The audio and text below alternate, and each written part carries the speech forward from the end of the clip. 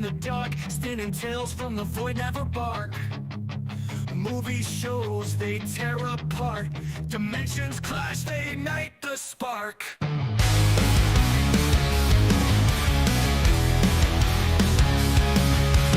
Couch debates, turn the volume up. Set the chaos, overflow the cup. Alien worlds and twisted scenes. Banter spreads like electric dreams. Outer dimensions ride the wave. Trying days set flames ablaze. Discussing bits and cosmic plays. Beyond the stars they find their praise. They find their praise.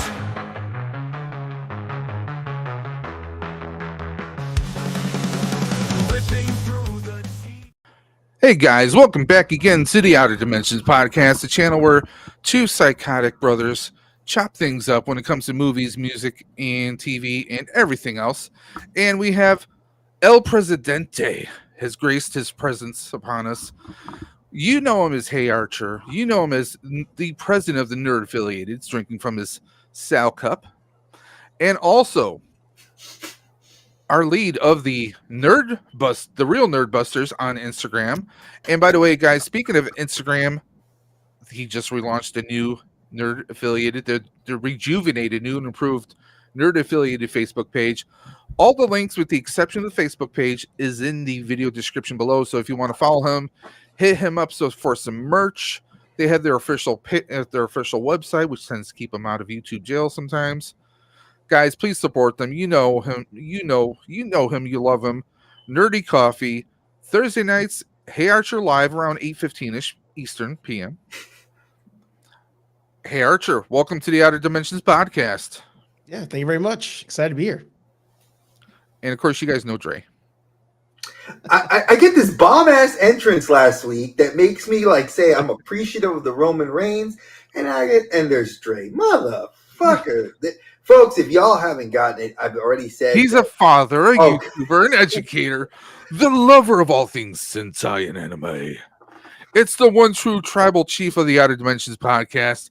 It's Dre, the Geek Dad. See, I need a Paul Heyman. We're gonna have to pre-record Paul Heyman, doing that. I'm gonna have to find him at a show and be like, dude, I'll pay you. What if we do this? We get you to dress up in a suit. You can pretend that you're Paul Heyman. Ladies and gentlemen, I could do it. I probably could. No, don't blow out the eardrums. Come on. I don't want to blow out the voice either, because I got to work. This voice pays the bills. Yeah, but we know that Paul's going to be switching sides, though. The Punk, I don't know. Punk keeps dropping those little breadcrumbs. Yeah, we'll see. And we know Randy Orton's still around. He didn't he acknowledge Reigns as a legend, and we all know that. Well, Randy's a legend killer. Yeah, so let's see what happens. So, I wanted to just say this and preface this for those of you that are watching the show tonight. This is going to be a little extra language today. It's going to be some spicy topics, and I say spicy topics because I think a lot of the mass media, we all kind of agreed that it's a lot of agendas, and we were talking about this at work the other day. A lot of agendas are pushed onto shows, movies, and I know that we were talking about this on KVG stream on Wednesday, and Noah said it best.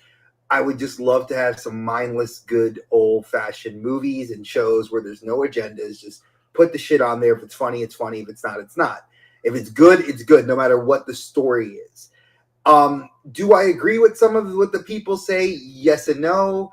I think there's a button that people are pushing way too far, and some people are taking their prejudices, and we're not about that. The three of us are very good friends, known each other for years. We don't agree with those opinions, and we're definitely stating that for this episode. If you want to comment on the replay and see this, and you feel some kind of way negatively, please edit your comment. Do not post the negative hates and about anything that you don't like. If you want to say you just don't like this and you agreed with somebody, that's fine. But please be respectful. I'm saying that because the three of us love each other, and we're very cool, and we're respectful of y'all. But please be respectful of the chat tonight, because you will be kicked. We have our mods in here. They will kick you out if you don't know how to manage yourself. And I'm saying that as an adult. I'm saying that we're fucking adults. Cut your shit out. No one to stop. When Dre means censored, he means you mother. Oh, I'm not gonna be like Raw. Okay, just like that. What? I'm not gonna be like Raw, where they just hit. They're like, oh, let them say fuck about 4 times, and then it's like none of that. No. Republican. What? Exactly. Trump. Gotta watch that. What? No. Hey. Military secrets. I'm sorry. I saw the Paul Rudd skit that he did, which was absolutely hilarious. Disney's not leaking military secrets, not in a group chat. Okay, speaking of Disney, let's acknowledge Disney. I do. They get my money. Just like that. Oh, the most recent episode of, I think this most recent episode of Daredevil, we got the word fuck. Because he said fuck it. He had some shit. Yeah. He had some shits in there too. No, but I mean, we got an F-bomb on Disney. On Disney we got a few of them. On Disney Plus series. We had a few of them before. What outside of Deadpool Wolverine? I'm talking about Disney Plus. I'm talking about Disney Plus TV shows, not movies. TV shows. There was. I had to look around. Okay. But there's a couple of the shows that have dropped a few, not the movies that we've seen in the theaters or that went directly there. There were a couple of S's and F's that leaked through, but they put the TVMA up in the corner to let you know, like, hey, it's up here. Blue is saying Frank Castle also said it, but I mean, okay, that was within Daredevil though, so I think Daredevil is maybe, even though it's in light, it's breaking a few boundaries, slightly maybe. So, like I said today, and it's Agatha all along. And they dropped some bombs in that one too, and I'm gonna leave it at that. But today is gonna be part of possibly a series. Dave and I kind of are tinkering with the idea of, if this one goes really well, Archer's always welcome to come back, and we could always bring it up again because there's a lot of stuff. Let's rephrase that. Let's be honest. Whether it goes well or not, Archer, he's our brother. Okay, he's our Thursday night. He's our Thursday night family. So even if this episode or his theme is not well received, I'm going to give him a pass, and he's going to be welcome back anytime. Well, I mean, that goes for two of us, so that definitely is the truth. So so the way you're saying it though is kind of like, well, if the show doesn't do well, Archer's never coming back. Shut the fuck up. I like that. It's like you're not going to be welcome back. Nope. Oh shit! Your application was denied, sir. Yeah. Good luck on all your future endeavors. Well, I mean, he's the president, so he's pretty much an ambassador. He can go wherever he wants. He's got diplomatic immunity. There you go. I'll just take over this channel right now. Hey, oh shit! Look at that. I'll send my wife. See? Exactly. Easy peasy. Beautiful cover girl. I'm loving it. This is what I needed after a long day today. So this feels really good. So again, we're gonna Preparation H feels really good on the whole. Damn, Dave, we gotta go there. Wait, whoa. I'm gonna leave that alone. Austin Powers reference. You gotta love it. I know. So we're gonna be talking about a couple of shows, and it's gonna be 2 shows and 2 movies. If this, like I said, if the series is gonna do anything, I do have a couple other shows that have been kind of hated on and talked about, and it's stuff a lot with our brother Archer. If you guys do not follow him on any of his socials, you should. He does great in-depth reviews of things, and he gives you his perspective. And usually, he will not just give you his crew will step in, and they give you the 3 of them give you some really solid ideas and understandings of why they feel that way. And that's what kind of sparks that fire in us. And he's inspired me to do things in a different but similar way to him. Because analytical, you gotta have receipts. Because facts are facts if you have the numbers and the proof to see it, folks. And if anyone's watching this, you're not familiar with Archer's approach to things. He's not just a number cruncher. The man listens to the shareholder calls for Hasbro. The man, I mean, his spreadsheets have spreadsheets, okay? We're pissed off that he still didn't get his red carpet invite. We saw you guys. Get him his fucking invite. I want to see him on the red carpet. He dresses like to the fucking nines. The tribal chief demands it. I do. And yeah, you're looking pretty sharp in that photo shoot there. I have to give it to you, bro. I And love it. and of course, let's not forget the new nerd affiliated merch that you said you just that just launched recently. Love that. The nice Outlaw collection. Yes, the nice little blood red. Looks like a blood red splatter going on there. I mean, it could be hot sauce, could be blood. Who knows? That's part of the fun. Either which way. You Could know? be ketchup. Yeah. Could be sriracha. Yeah. Hey, could be Frank's. What? Hey. Just saying. So, guys, let's get into this. Brought to you by a special request by Dre the Geek Dad, the one true tribal chief of the dimensions. We have woke media, TV and movies proving the critics wrong. Let's be honest. How many times do we see a movie like is raving? The critics are raving, and you know what are these? Half the critics are like Forbes magazine, or you get some like technical magazine. Like hell, it could be Linus Tech Tips doing a review of a movie. What do they have to do with movies? Well, they're critics. They released a story on it. So, I mean, a lot of times we get the so-called critics saying that this is amazing, or we get critics who are just damning something before it even hits the theaters. Captain America and Brave New World.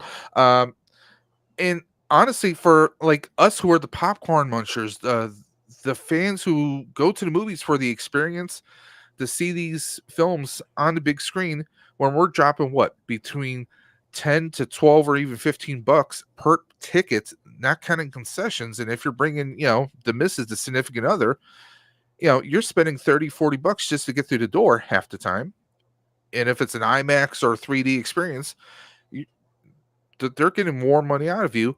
It makes you wonder, like, okay, now we can pick and choose because, hey, you can wait a month for a movie to hit streaming services. So it begs the question, do you want to wait? And is a movie really worth your time? Like Dre said, there's a lot of quote unquote woke agendas, and we're going to review a few TV shows and movies, and we're going to see each person's perspective on was there any woke themes there? Do we pick up on any woke themes? And what do we pick up on, or what do we like? Now, just so for clarity's sake, Archer did name the episode. I did not. I did all the other cool fun stuff, but Archer was the one that he said, "Hey, wait a second, why don't we call it this?" And I loved it, and I quoted him saying, "I love the title," and I instantly saved it, wrote it in my avocado notebook. Y'all know the famous cheat sheet. Right here, I wrote it in here, and I had to list it. So it was Archer that had to come up with that. Is it the avocado notebook because you spill avocados on it? No. It's okay. No. Literally, it's okay. Avocados. At least I was a school teacher. I needed fun things to have. So I had no. We know your children like to munch on avocados. We know. We all eat avocado in this fucking house. It's amazing. See, but I'm also Latino and I love avocados. So, guys, we're going to go ahead. We're going to jump into this, guys. We're ripping off the Band-Aid. But before we do that, this episode of the Other Dimensions podcast is brought to you by Dave's Dimension and a Stream for the Cure happening April 26th. That is right. We are doing a 24-hour, yes, I'm out of my freaking mind.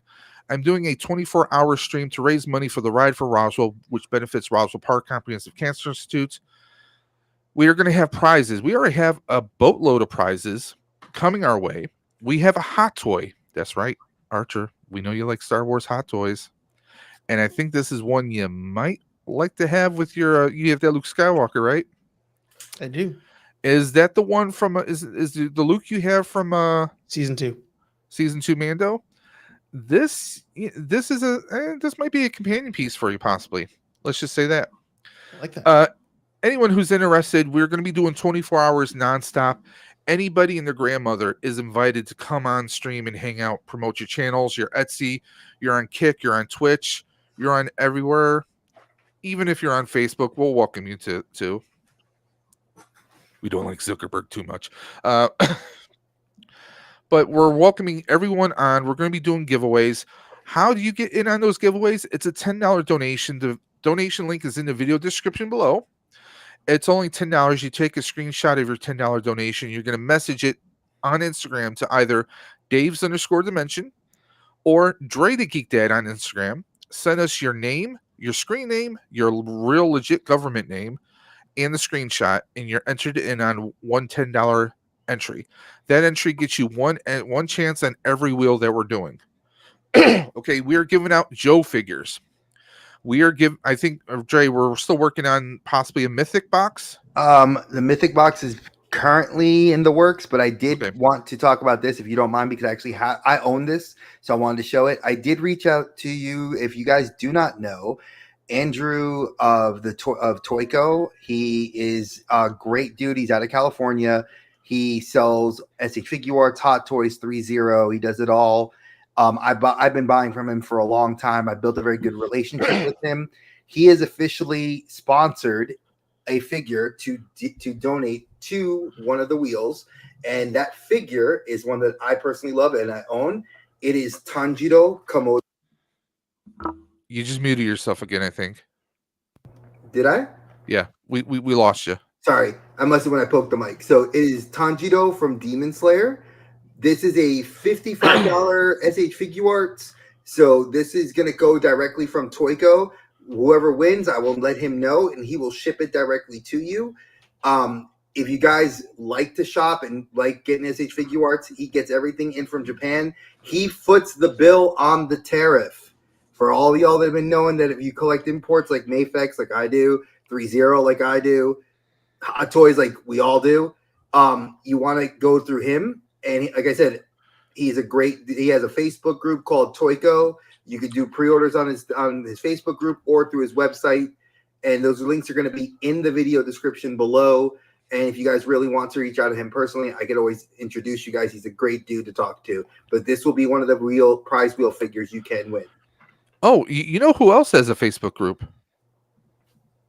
Nerd Affiliated has a brand new Facebook group that just launched, guys. So please, if you guys follow Archer and the rest of the gang and Nerd Affiliated, if you follow them on Instagram, you follow them on YouTube, you want to follow them on Facebook as well. Nerd Affiliated is taking over the interwebs. Trying. But yes, we're going to be doing. Hopefully, we're gonna figure out the exact time we're starting live. But we're going to be doing 12:30. That's what I've been pushing. So we will be doing Outer Dimensions podcast, and then we will go directly into the 24-hour stream for the Cure. And just so everyone knows, I'm working my full day that day. Oh, I am then too. I'm doing the Outer Dimensions podcast, and I am too. And then we're going 24 hours straight. Now I may pass out at one point, and then Dave and I will probably swap. And then I will collapse of a coronary. So I am donating my body to science. Amen. Hey, Roxanne, if you talk to Roxanne about that, you better let her know. She already knows I want to be burned. So, Look at her. Viking funeral. Viking funeral. Okay. Well, you don't want to come back as an undead, like as Walking Dead? No, I have to ascend. Okay. So. I like to go to Valhalla. Because we're doing the Ride for Roswell again, 35-mile country route. I've never done this route before, so we'll see how it goes. It's going to be through like farm country. It's going to be pretty damn interesting, but we're doing a stream for the Cure. It is the 30th anniversary of the Ride for Roswell. They've been doing this fundraiser for 30 years now. And, there's a few people in some of our groups who know that this is personal for me. So this is something I don't want to give up on. I know past couple of years fundraising has been a little difficult for people, but I just want to put that out there. All the links are in the video description below. If you do donate, you're donating and the transaction is happening directly on their website like it has for the past couple of years. We do not handle any funds of any kind. This is a full disclaimer. Everything is done directly through the foundation's website. So there we go. So let's go ahead and get this show on the road. Well, I'm looking forward to this because I did some numbers. I had to do some research, so I'm looking forward. Let's start the show. Okay.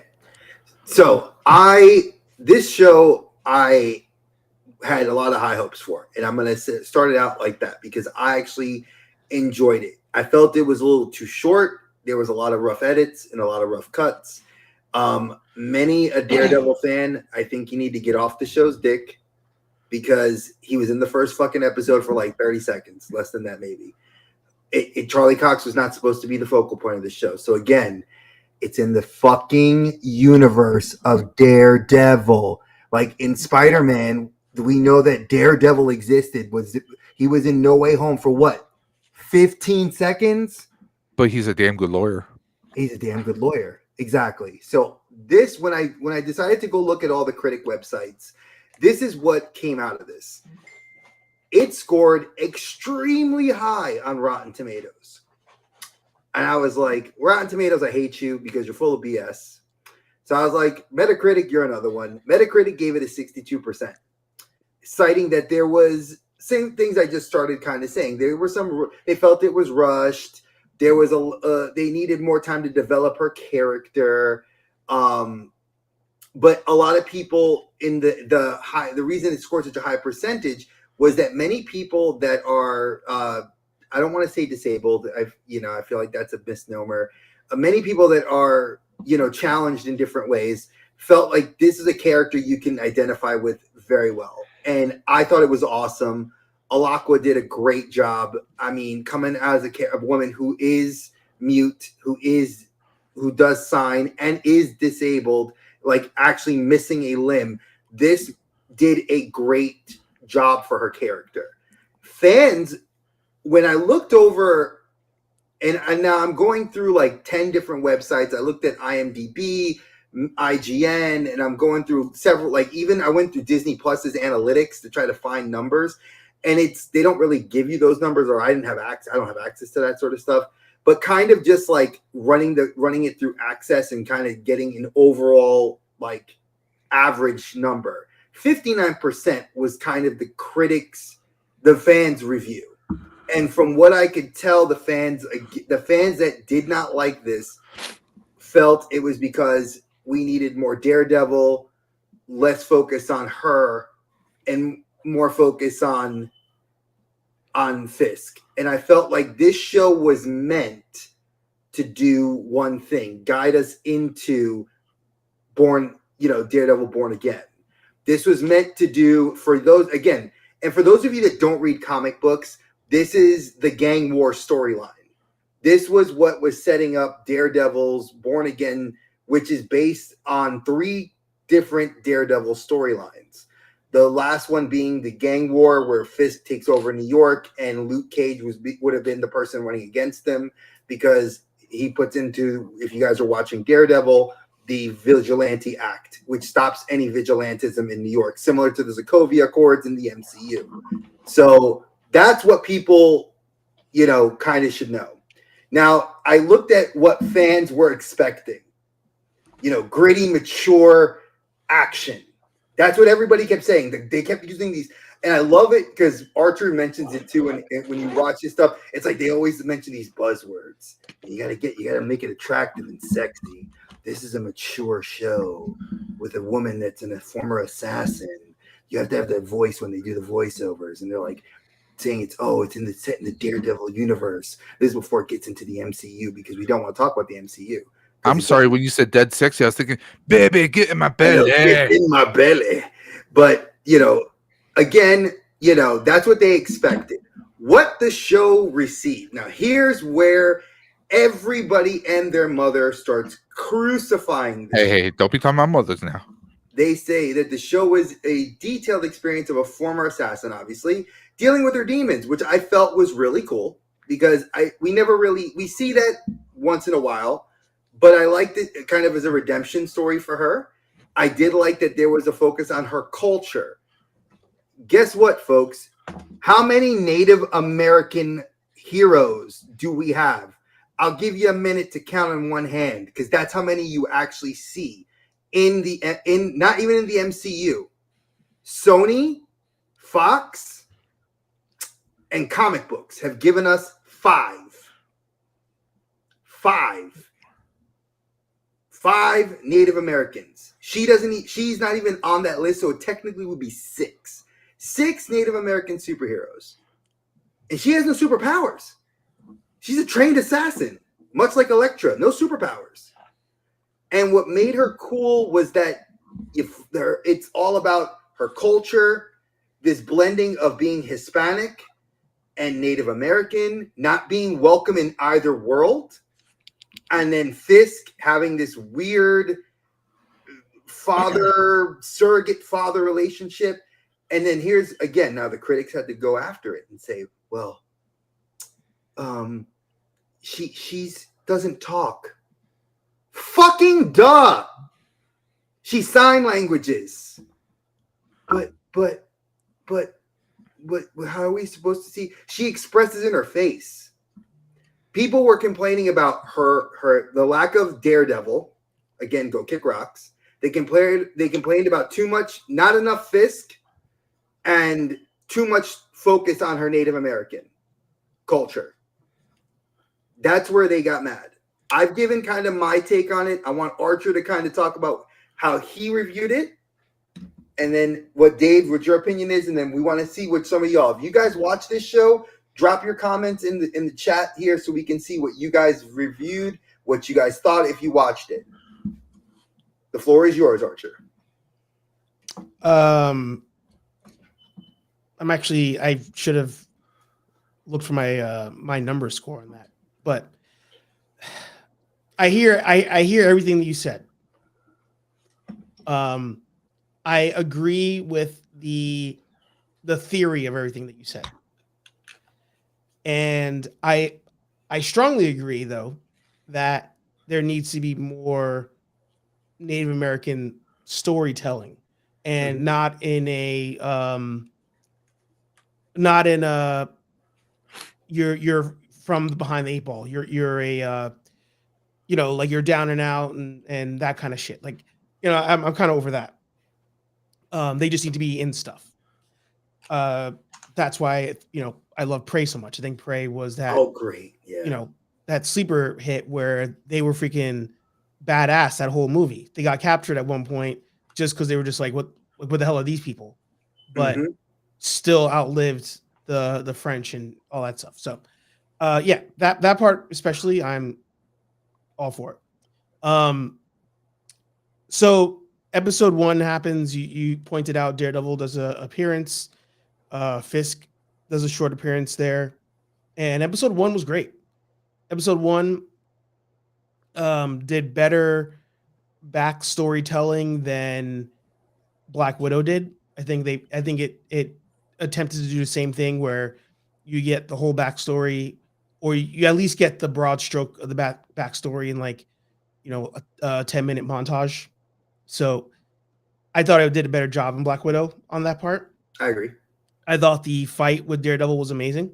Oh yes. And overall, I think I gave episode 1. Like I said, it's not in front of me. I'll scroll on Instagram afterwards to see if I can find it. But I feel like I gave episode 1 maybe like a 4. I think it was a 3.5 or 4. I think it's 3.5 or 4 or something like that I gave it. Because I really enjoyed it. I remember even being in the group chat with the fellas being like, yo, this show actually might be good. It might be good.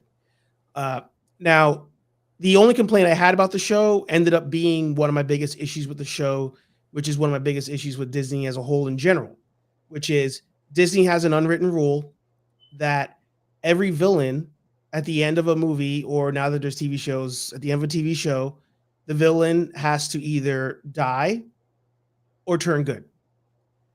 They're now pushing out a couple exceptions to the rule, but even whatever his name was in Falcon Winter Soldier, I almost called him Taskmaster. John Walker, Nemo, Zemo. Baron Zemo. Baron Zemo was even at one point in that show more dark hero than he was straight bad guy compared to Civil War. Well, what about Sharon Carter? I'm curious. Well, you know what? No, we're not going to even get into it because we can go off on a whole tangent with that. Because I think Sharon Carter, but they didn't even go back to that anyway, so that doesn't even matter. So like that's one where it was like cool, like I don't remember where I wrote it. Maybe I talked about it in real time, but I thought it was pretty obvious that she was going to be a bad guy because she's literally at Bad Guy HQ Island. So she's in Madripoor. It's like, come on, man, like bad. Yeah. Joe fix it. Yeah. So episode 1 I thought was great. As the show rolls on, it goes to utter shit. Sorry for cursing. Oh, please, you can curse. No, you can curse. You can curse. Okay. God damn it. Fuck. The show spirals. It absolutely spirals. The show, first of all, she was good in the show. I have no issue with her in the show. I follow her on Instagram. She's actually due next month to give birth to her second kid. So I had no beef with her in the show. So the critics who were attacking her and Disney for having her be the main character, I was like, all right, you're idiots. You haven't even watched the show. Totally agree with that. The show just didn't make sense. And what they did to her as a character didn't make sense. Like, she did some pretty bad stuff in I can't remember what show she was in. Hawkeye. Was that Hawkeye? Yeah. She's a bad guy. Like, there's no, oh, this might be an objective type of I was gonna like reverse or either way. It could be, it's subjective to whoever's watching it, whether she's doing something bad or not. She's a bad guy. She murders straight up in Hawkeye. So then this show almost does a, that's that you didn't see what you really saw. This is what really happened. In an effort to make her a good guy for the sake of a show, for the sake of maybe we can monetize this. So that was the number one issue I had this as episode 2 started to roll on, and then, I thought it was cool concept that Fisk controls this random ass town, like somewhere else. Like, I thought that was a cool idea. Them shooting Fisk at the end of Hawkeye and then bringing him back in this show in itself, I was like, I don't understand why you did that. Again, you have to either kill the person or convert them. That was the rule they were doing. But Fisk is in the show. He's interesting in the show, but this didn't need a Marvel stamp. Like, this is a classic. This type of story about a bad guy running a town is a classic, single episode A-Team thing. Or a bad 90s Seagal movie. Yeah, exactly. Walking Tall. Yeah, exactly. And they stretched it for a whole season. It didn't need to exist. The family dynamic stuff, I still don't really know why they didn't like her. Didn't need to exist. But then I think it was the dad. It was, I think, from the way I interpreted it from watching this. And I agree. I'm not going to disagree with you. I think the first episode and the 5th episode were the best episodes because they had a lot of action and bookmarked. I think episode 1 obviously was a little bit more because we had obviously Daredevil and we saw her fight. I think that the dad, because he was like Native American but not really welcome, and the mom was the mom was Native American, the dad was Mexican, right? And the dad was like into like the Mexican gangs. Right. And was heavy into that, and then he gets involved with Fisk. Yeah. And then I think that's where I get that they didn't like that. Yeah, but here's the bullshit about it. And I forgot about this until we started talking about this, actually. First of all, they didn't need to give her powers. There was no reason to give her any kind of like, oh, now you have these mystical powers of your people. Like, I was just like, this unnecessary. You think you were trying to shoot for Kahori?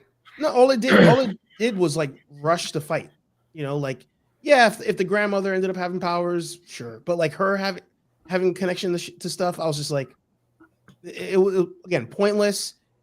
It served no purpose. But I forgot about this, how the mom dies, and this grandmother's so loving that the mom dies, and she's like, you know what, man who we don't like, get the hell out of here and take that bastard kid with you too. That was so out of character.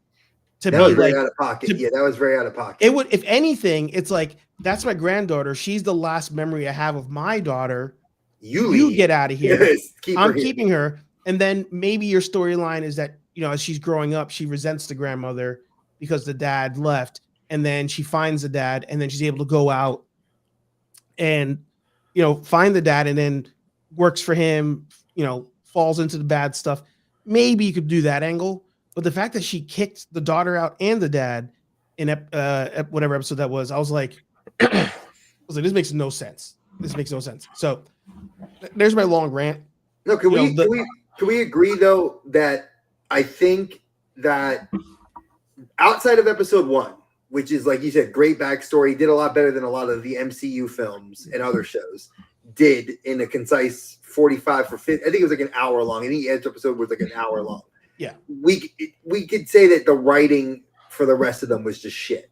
And literally it was, we're not going to acknowledge Hawkeye and Kate Bishop and all that. We're not going to acknowledge the fact that she was in there with Yelena Belova. We're going to barely acknowledge that Fisk gets shot in there and then somehow appears in New York recovering. And then we have the story kind of leap forward where we don't know the reason why she leaves, because Hawkeye kind of gave us a little bit of information on that. But again, if you didn't see Hawkeye, I think a lot of what you're saying is true, that Disney's idea is, if you didn't see this show, you're going to not understand what's in this next one. So you do need to kind of watch everything. And then in your own head, as a teacher, I think like this, like provide the background information. Like, oh, you saw Hawkeye, so you'll know what's going on. Oh, you see Doctor Strange, you should know what's going on. Do we at least agree with that the writing kind of doesn't coalesce with tying into those other extraneous stories? Yeah, because that's with every Marvel show at this point. That's every Marvel show. And I think it's a hard thing to do because you don't know. You're damned if you do, damned if you don't. Like if I tie it to a random show, I isolate the casual person. If I don't tie it to a random show, then I punish the hardcore who's watched everything, who is now getting an explanation about how somebody got powers for a second or maybe third time, because I have to cater to the casual. So you're kind of screwed either way. Yeah, it's like you're damned if you do, damned if you don't, whichever which way you're going to look at it. I don't disagree with that. So see, this is fair. Yeah. So for one, as far as the scores on the screen here, 59, I feel like might even be too high in my opinion. But to the comment went away. Was a Beast? Beasts. Yeah. To his comment there, I agree with that. It was never really a big issue for me until a friend pointed it out in random shows. But in this one in particular, it really bugged the crap out of me because I remember the bowling alley fight. She's literally a grown ass man has her like by the shirt and like duffing her in the face, and she's just like, but with no powers.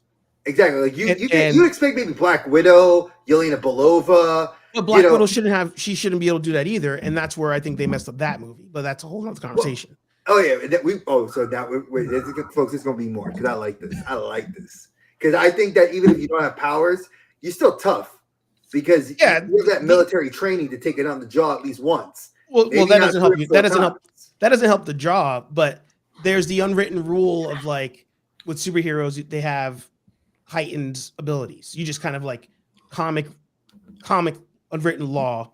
If you're a hero, you could take the extra bumps. But the wrestling term there, I love it. Yeah, but even if we take a real life approach, even the best boxer in the world, if you hit them in the right spot, they're going down. And she doesn't always shoot people. She's dead now. She's in the Soul Stone now. I wish they would go back. I wish they went back to her shooting people like they did in, you go back and you watch the intro to Age of Ultron. They're popping caps and everybody. Bro, she sat in the back like with Hawkeye. Like if you play Rivals, folks, Beast, which you play with me every day. That bitch is sitting there like with dink, dink. You ain't running up on people trying to hit you with batons. That's where I'm like, make Marvel great again. Bring back guns.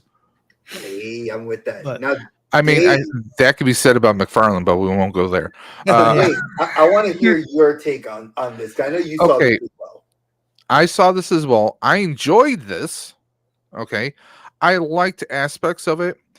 But yes, the thing that pushed me off or rubbed me the wrong way is, again, both of you guys touched on this.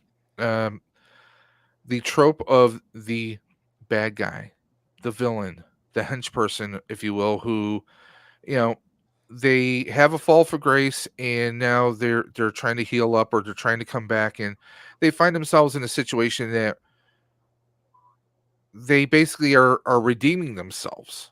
They go on a redemption story. Hell, Loki has gone on a redemption arc several times. Uh, I mean, that's one example. I mean, think about it. Uh, Yelena, she was on a full out revenge mission to kill Hawkeye, and now she's redeemed herself.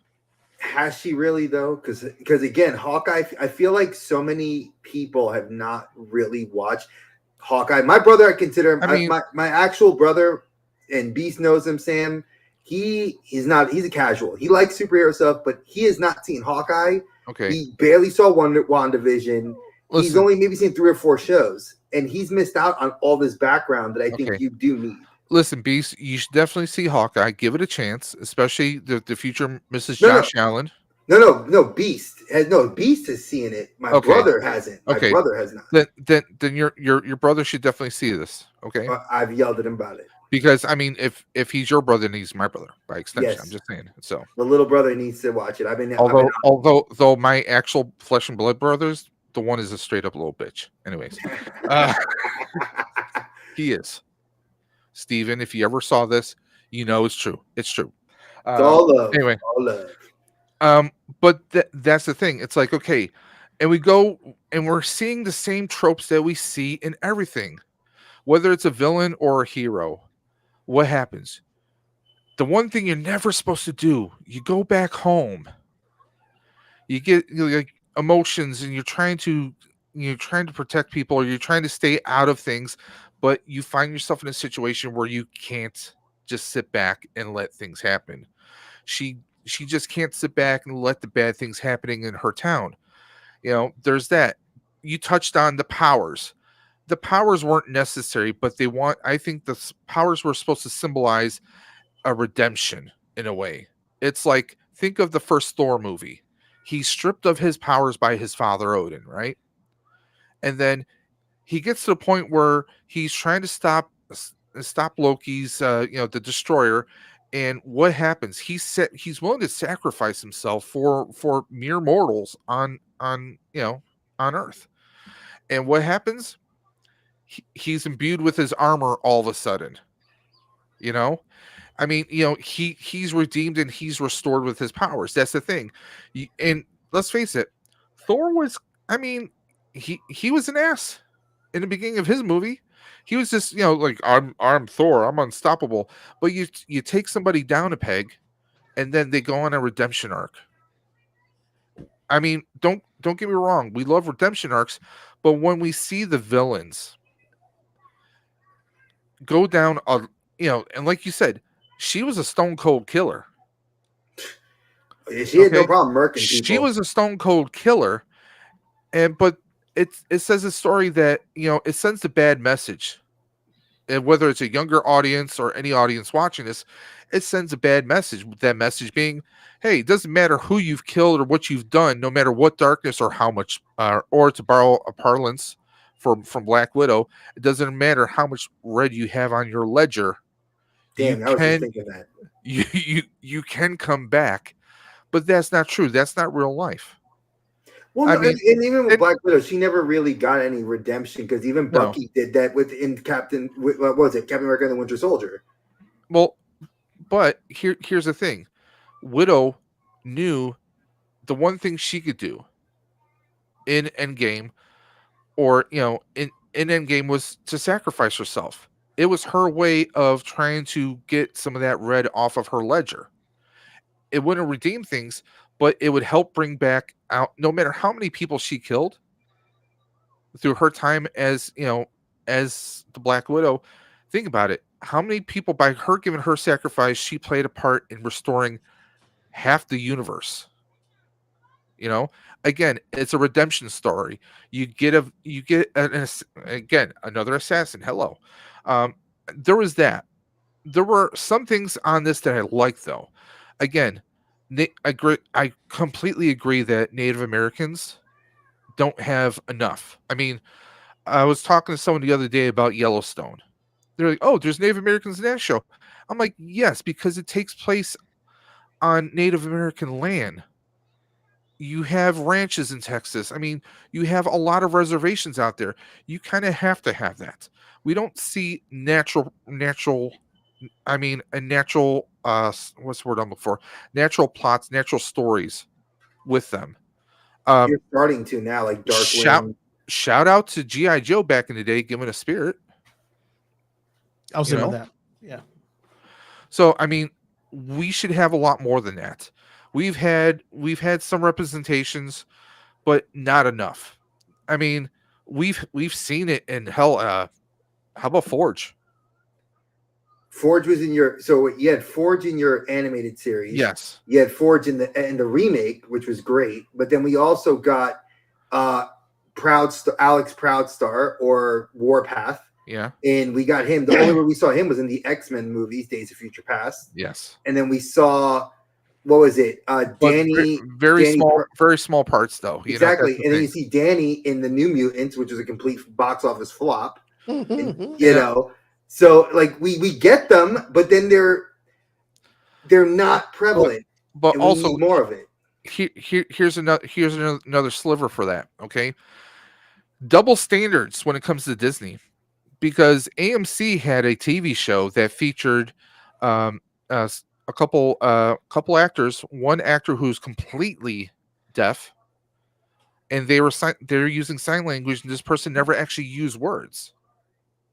That was The Walking Dead. Mm-hmm. And they didn't get any clouts for having anyone who was deaf mute, who relied on sign language. And this was an actual actress who that's how she communicated, because that's how her life was, and she had that role. God, was it? I'm blanking on his first name. Daryl Mitchell, comedian, actor, been in so many movies over the decades. Was in a car accident, restricted to a wheelchair. He got on The Walking Dead. Nobody batted an eye on that. There's double standards. Oh, Disney's doing it. So I think it was like, oh, well, they're doing it. Like, it doesn't make sense. Like, one network can do it, and another network, they're kind of shunning it.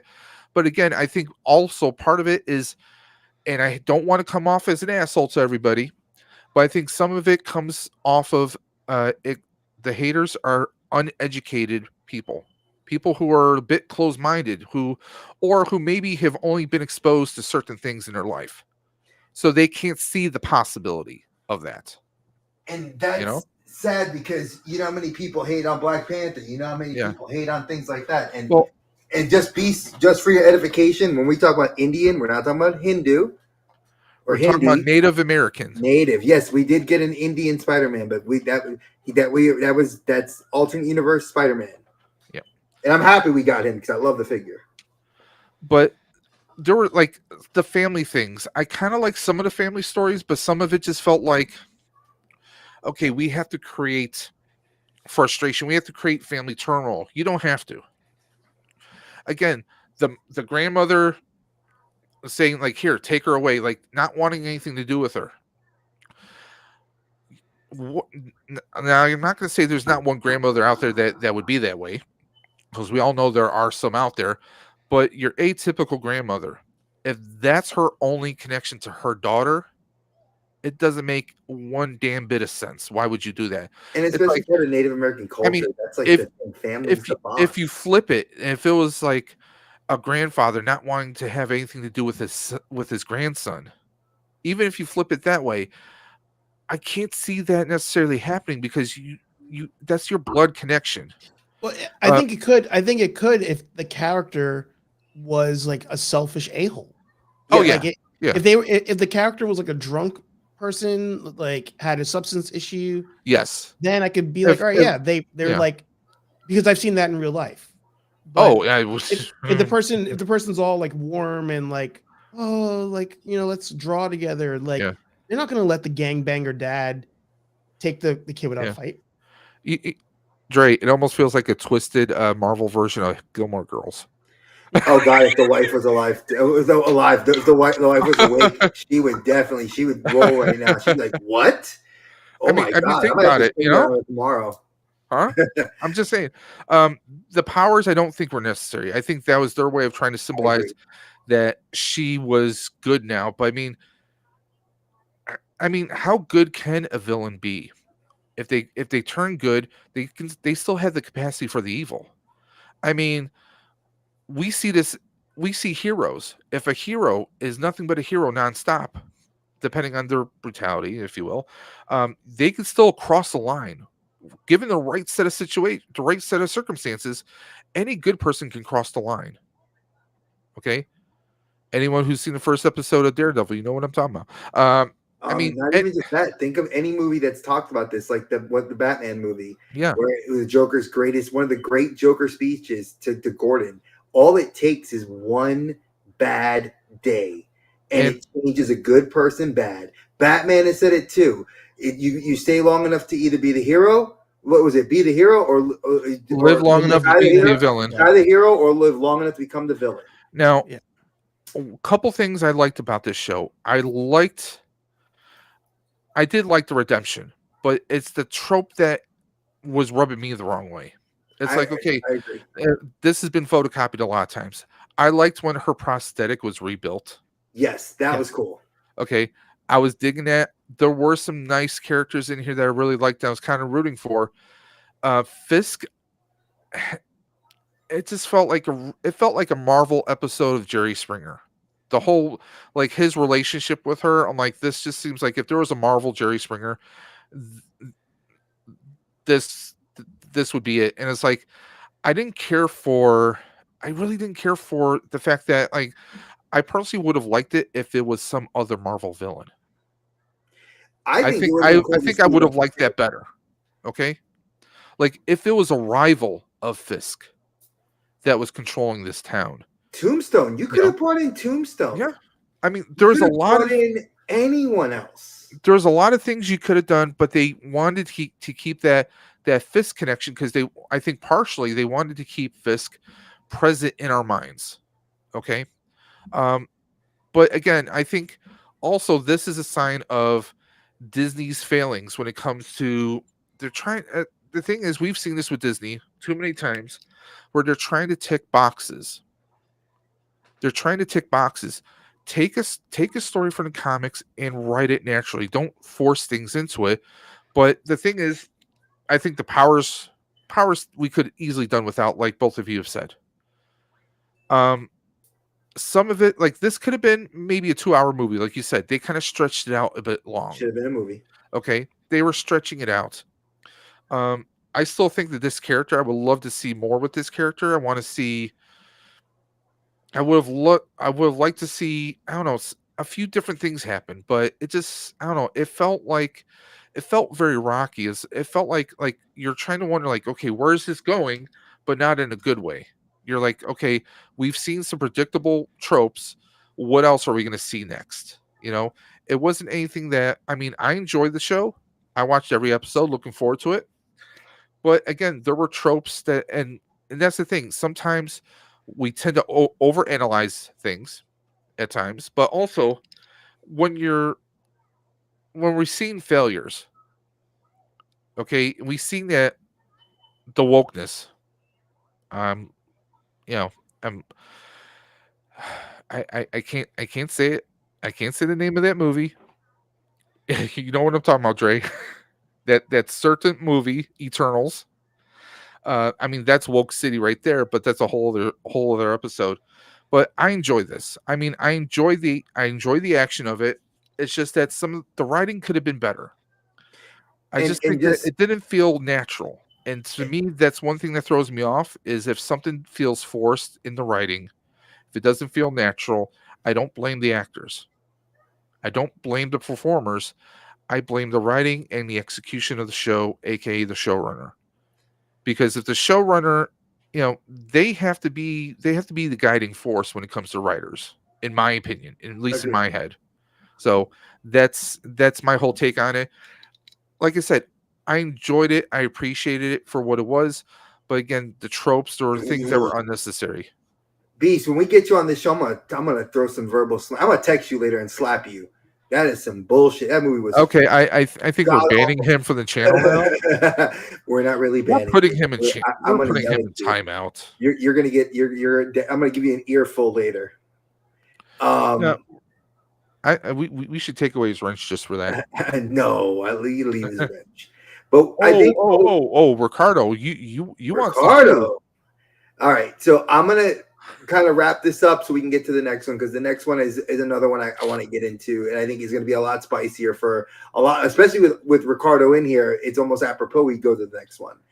This series, when we say woke, a lot of people were upset that it was a Native American woman. That's 100% not Hispanic, but she's Native American mixed in the show. She's, is an amputee. She's deaf and mute, and a lot of people were like saying, "Well, we didn't need a hero or somebody." I was like, she was perfect for what she was doing, and I think that's a lot of people cannot stand having a female lead in a show. So we'll leave it at that. And let's move to the next one, because that's going to lead us up. What I just said is going to lead us really into something. Ladies and gentlemen, welcome to the Star Wars contents of this episode. Oh, yeah. And it's the only Star Wars content. So I'm going to go into this because I was had very mixed reviews. And when I remember when I saw Archer's review of, I think the first few episodes, he had no qualms tearing this shit up. And he had General Kenobi doing it too. A lot of the true, and I'm going to go with some of the real, and I looked at other Star Wars fans that were not people that I knew personally, and they were just destroying how bad this show was. So for lore's sake, if you did not know or read the novels or the graphic novels or the manga, this is called the High Republic era of Star Wars. This takes place about 1,000 years before we actually get to the actual era. The actual prequel series. Some people argue it should be 100 years because of things, but if you read the comic books, if you played the actual Star Wars MMORPG that was in the early 2000s, that was the High Republic era, where it was pre the Galactic Republic and everything else. So get over that. If you did not know that, do your due diligence in your homework, folks. Like Archer says, have receipts. I do. Read the books, and you'll know what the background is. Now, I went to Rotten Tomatoes because every other website gave this show high reviews, and I know that I'll stop here because Dave totally ADHD'd it. There you go. High Republic right there. We got the video game, the books. There's your research, guys. Just Google. Google it now. And not watch people like General Kenobi, who I know who has done a very in-depth deep dive into the whole concept of the High Republic lore and knows it way better than I do, because I'm a Star Wars fan, but not that big. Now, the critics on many websites, IMDb, Metacritic, IGN gave this show tons of great reviews. Rotten Tomatoes, one reason I actually loved their site is because they actually take fan reviews as well, and they call them the popcorn meter. So those are the people that are not paid by them, that just are like me or you, that can go get an account on their website for free and write a review. And they actually factor that as a number, and they collect that data, which I think is great. But 78% loved this show. Now, I'm going to say some of the good things about this show. Our first time ever having an Asian man lead as a Jedi. I'm not going to get into Dave made me look at the numbers here. But imagine the first time that we're getting a guy who spoke no English, learned English for his love of Star Wars to become a Jedi. Squid Games, if you loved Squid Games, I know I did. I absolutely love Squid Games. Second season, not so much. Part one, anyway. He did not speak a lick of English. And when Disney came to him, they asked him, hey, can you do this role? He learned English in 3 months to do the role and did a damn good job. I will give him his flowers. He did a damn good job. Now, the story behind this show. Obviously, everybody that knows is twins that are of both the light and dark side of the Force were born on an abandoned planet to what we now know as they call them Force witches, but they're actually not really Force witches. It's kind of actually magic. They don't use the Force. Sorry, Suppose, sorry, can I just interject on one yeah, thing? interject. Technically, they're not twins. They're supposed to be the same person. Yeah, they're supposed to be the same person. That because people argue that they're twins, and I know that. So it's the same person split, and they're in both. It's one represents the dark side of the Force, and one represents the light side. Allegedly. Allegedly. Now, what's interesting is if Star Wars, the new movies, took this, that's actually the story of the twins and their brother. That's Han and Luke's. Han and Leia's kids. They're actually the twins, and then Han and Luke had kids. I know. I said that. I think that was a fan fiction. It must have been that Yowie fan fiction. So they have their kids, and then their son, their baby, is the one that's supposed to be the new character that brings them all up, and that's in Shadows of the Empire, which we'll never get. So again, read the books because that's where you'll get that from, and it's fantastic. Probably some of the best Star Wars we'll never see animated or done live action, which it should have been. But I digress. So this is kind of a redemption arc of sorts, a hidden mystery of sorts. This one was not released all at once, much like Echo. Echo, we got all 5 episodes in one shot. This was released over several weeks. We got the first 2 episodes, and then it was done up until my birthday. Now, again, it had some quasi-star power, had some really cool Jedi, and everybody kind of has, it felt like Memento. For any of you guys that have seen that movie, it felt like they're telling the story backwards, and in every episode you're getting pieces as it's kind of like the episode was split in half. So you're getting 20 minutes of backstory and 20 minutes of what's happening concurrently. And did I love the villain? Yes and no. Did I like the fact that we had tons of representation in this show? Yes. I'm Hispanic. I want to see people of color in TV. I'm sorry for anybody that watches this. I'm going to get on my soapbox. I'm tired of seeing people because I grew up where it was always a white person that was going to be the person I had to see. It was very few people of color.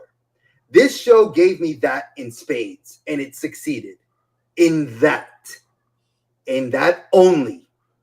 And I'm going to preface in that only. Does it give me any sense of the High Republic era? No, it doesn't give me any background on what else is going on, except for it focuses on this particular group of characters and the Force Witches. And I wish they gave me more about the Force Witches because that would make more sense because they're in Ashoka and they're all over the galaxy. It would have made a lot more sense for you to focus on that and then why the Jedi had an issue. But no.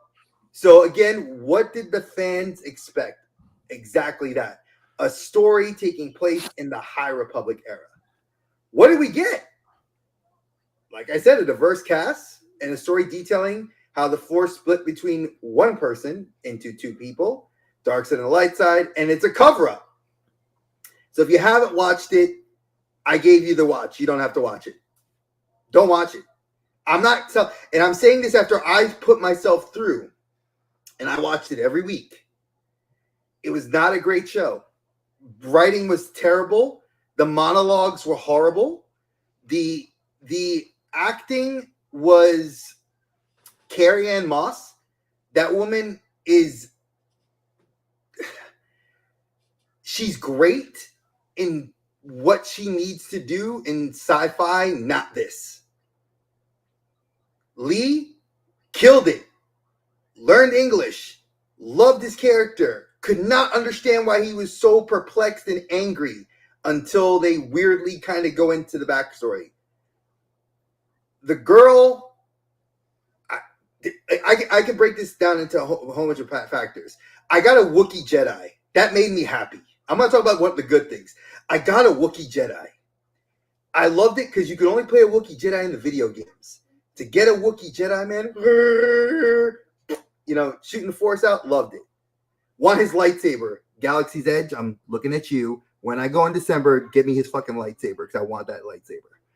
Now, that's all I'm going to say positive about this show.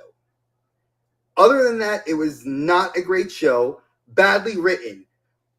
Do I care about Force Witches having kids? Can I point this out to the true Star Wars fans? Metachlorines impregnated a woman.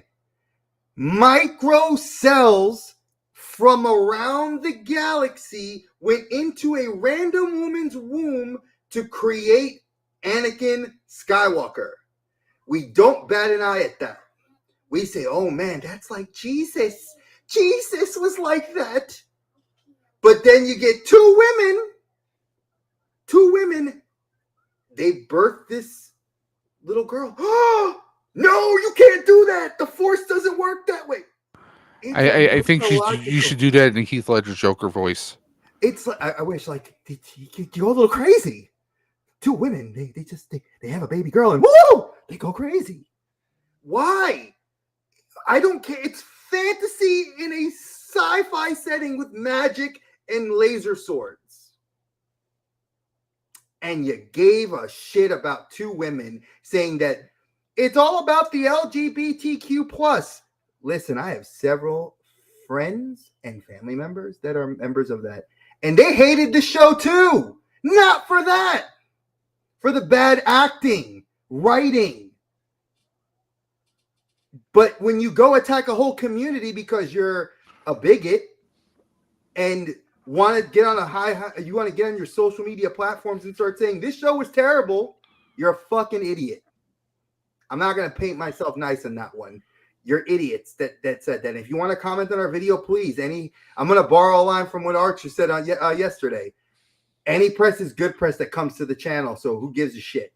I hate idiots and bigots. The show was bad based on bad writing.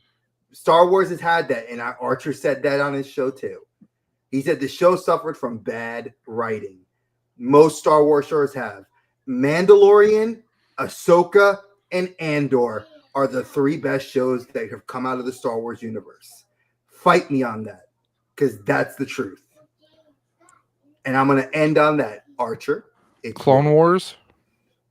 No, and non-animated.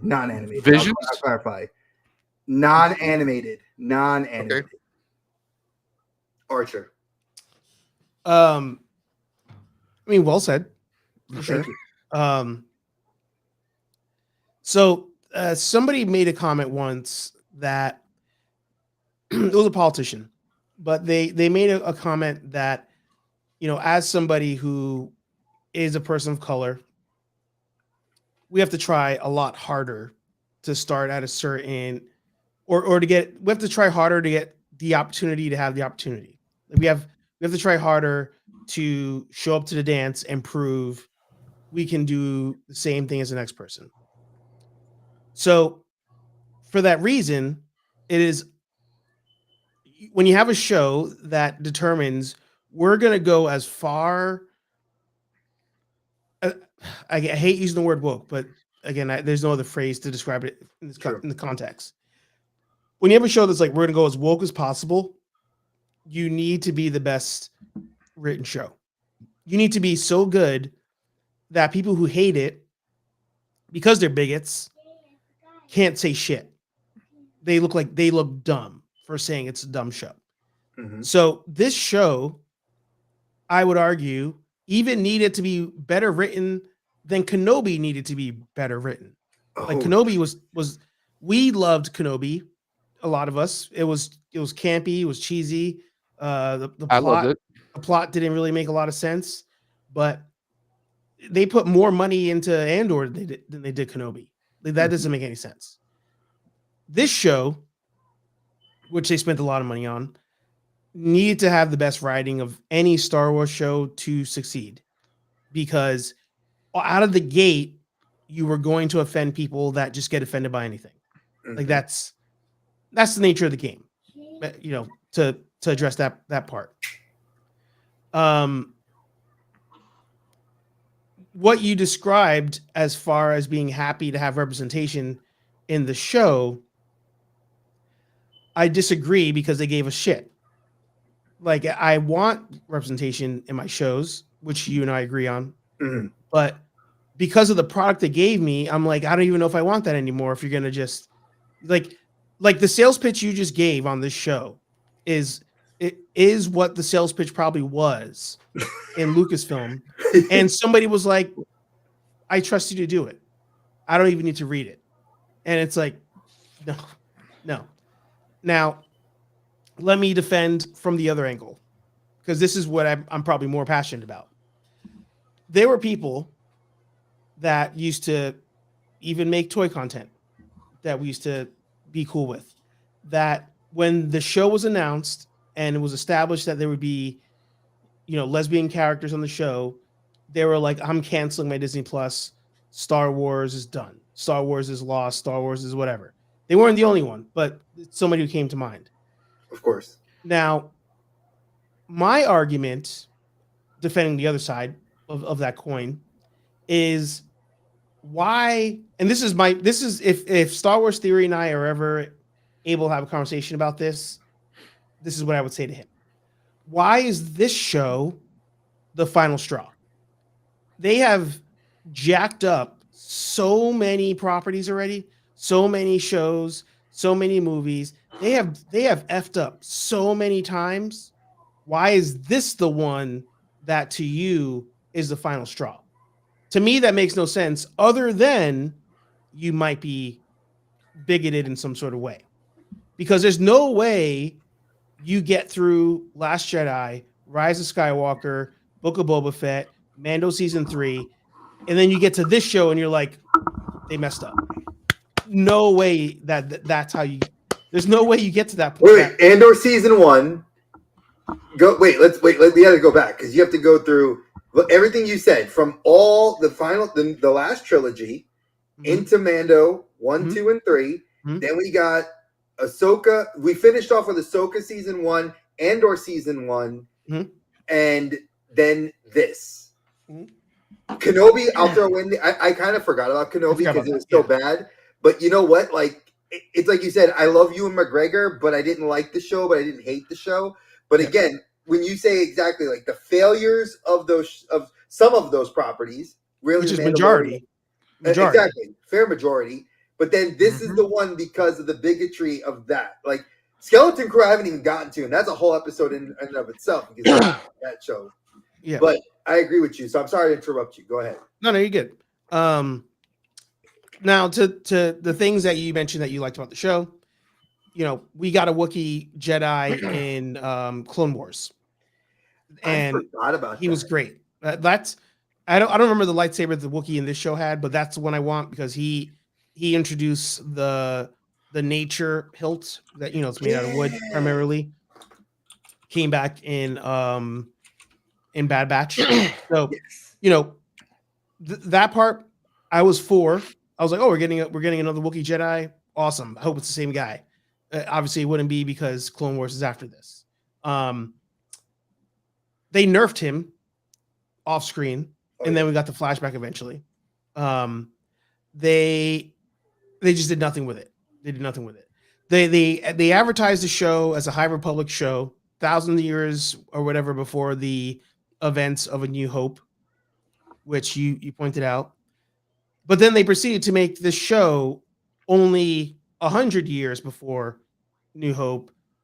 So close, in fact, that there are aliens and characters in the show that are in the movies we saw. So what's the point of even doing a prequel that's supposed to be so far removed? We have new characters. If you're going to include characters that we've seen in other properties. What's his face that was in the council. And then, of course...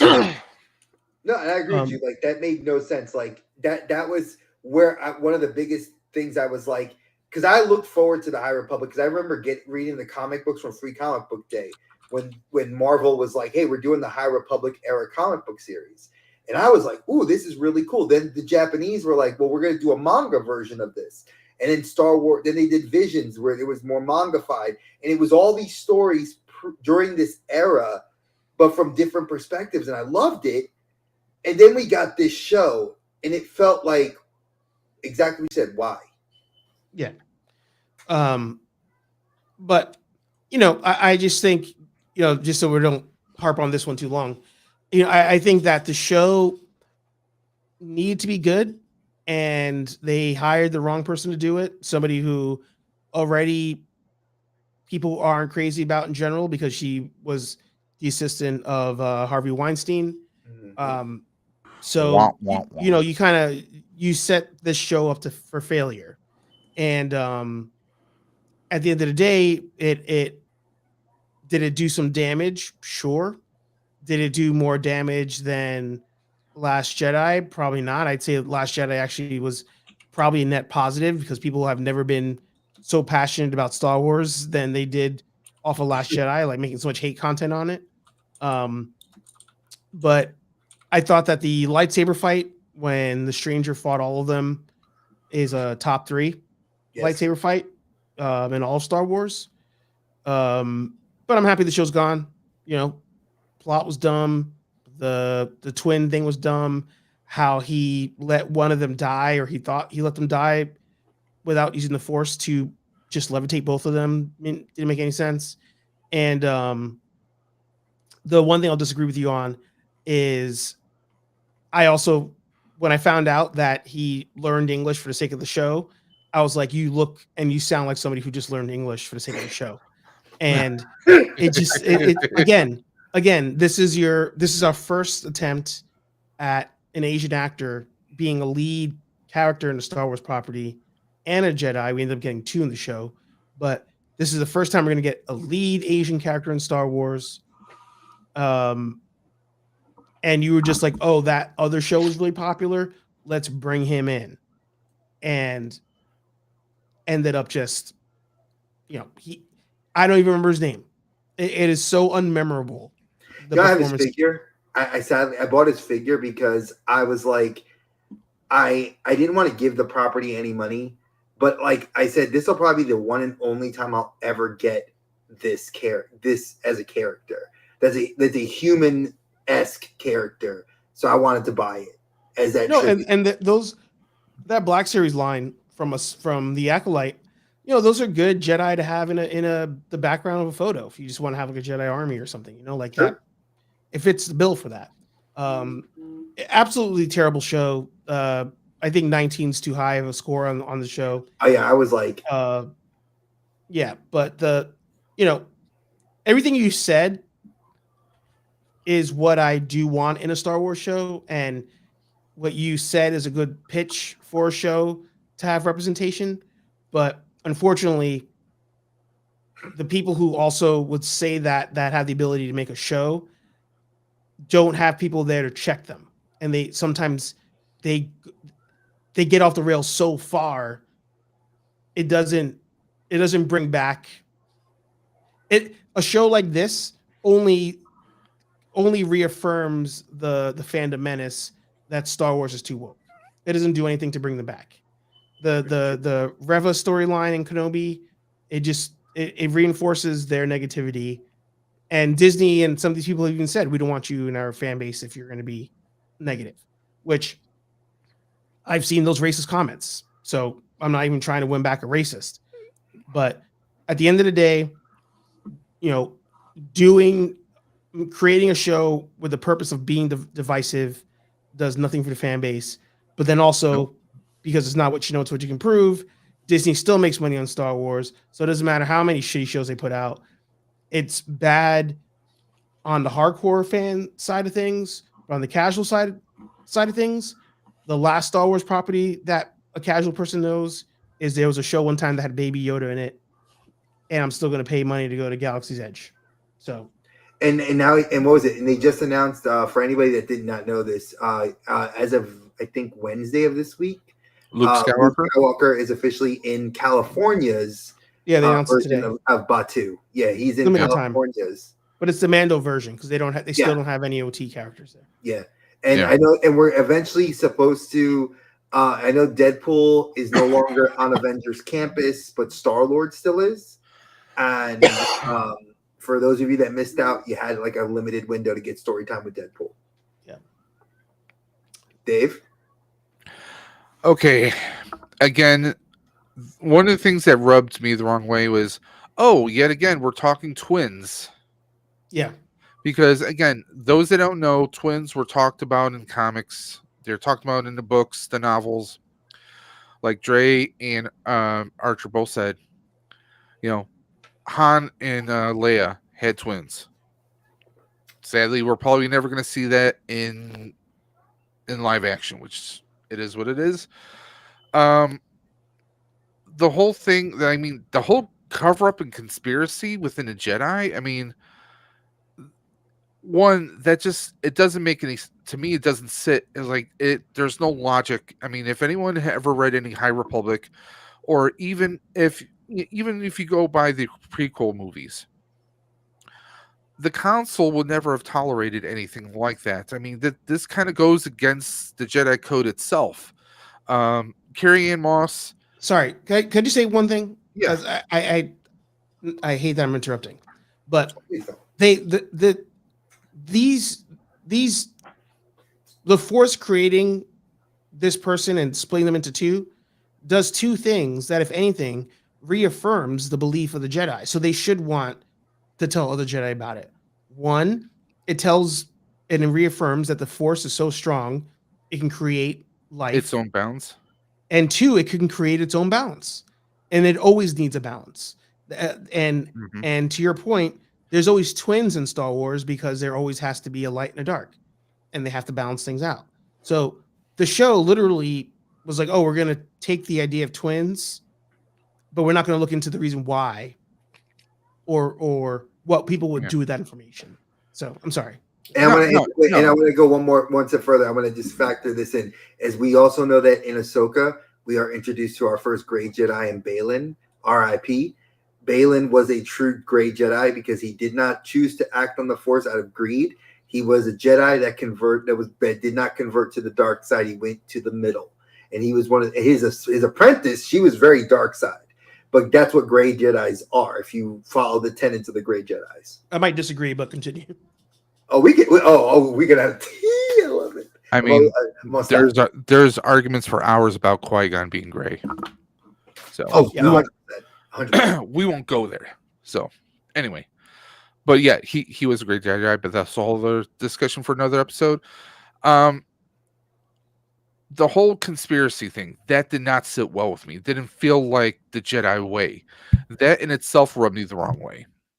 As far as there being twins, it's a trope we've seen several times. That just it felt like, okay, here we go, we're telegraphing, or we're just making copies, paint by so numbers, to speak. But there were things that I did like. Okay, I like the Padawan played by our X-23 actress Danielle Keene, or Daphne Keene. Here's real talk. I like the interaction between her and the one sister. Mm-hmm. Yeah. Okay. And there was even hints of like, hey, there could have been a friendship or more of it, and I would have been perfectly fine with that. Yep. But people were freaking out at the subtle hint of the little hints of that. There's nothing wrong with that. That's two people from kind of different backgrounds being put in a situation, and I like I didn't even know that was Daphne Keene until like the end. And here's a hot take: I did not start watching this until there was 2 episodes left. Yeah, Dave was late. I was like, the thing was, like, I heard people right out the gate. I heard people trashing the hell out of it. Star Wars Theory, obviously, very well known, and so many other people. A lot of people in our toy community, and you had haters everywhere. Because if we see something that, if there's even hints of something, one person doesn't like, they get on a soapbox, they start talking about it, and it could spread. What does fear lead to? Hate. Leads to anger. Anger leads to hate. Hate leads to suffering. And yes, us fans are suffering with Star Wars content right now. There were things that I liked. I mean, I liked the concept of the witches because it kind of, to me, this is after me playing, Jedi, Fallen Jedi, the Night Sisters. I was hoping that this was going to be kind of like the Night Sisters. It wasn't, you know. Um, the Now the stranger played by Manny, and I'm probably going to butcher the last name. Was it Jacinto with the J though? Jacinto, who I know from The Good Place. Yeah, loved him in The Good Jason Place. from The Good Place. I'm like, he played this idiot kind of stoner surfer type, and here he is. He's playing his total badass, and I enjoyed it. I loved his character. I love how badass he was. I wanted more. I mean, there was hope in this series, and it fell flat. It just fell flat. There was potential everywhere, but again, it fell flat. It's like you had so much potential. It's like Obi-Wan, Anakin, you were the chosen one. It's like Acolyte had potential. It was going to give us. It was our first live action High Republic. We were also they're going to do a High Republic series. Everybody was freaking out. Now, mind you, I'm rusty with the High Republic. I read the books like back in the 90s. So I really don't remember everything like people who are more experts on it. I mean, anyone that wants to see any kind of expert Star Wars content, it's Kenobi, General Kenobi. I mean, his bunker, he's got all the Star Wars content there. But again, he probably would know more about this. But when it comes to this show, I'm like, we heard, Carrie Ann Moss is in this.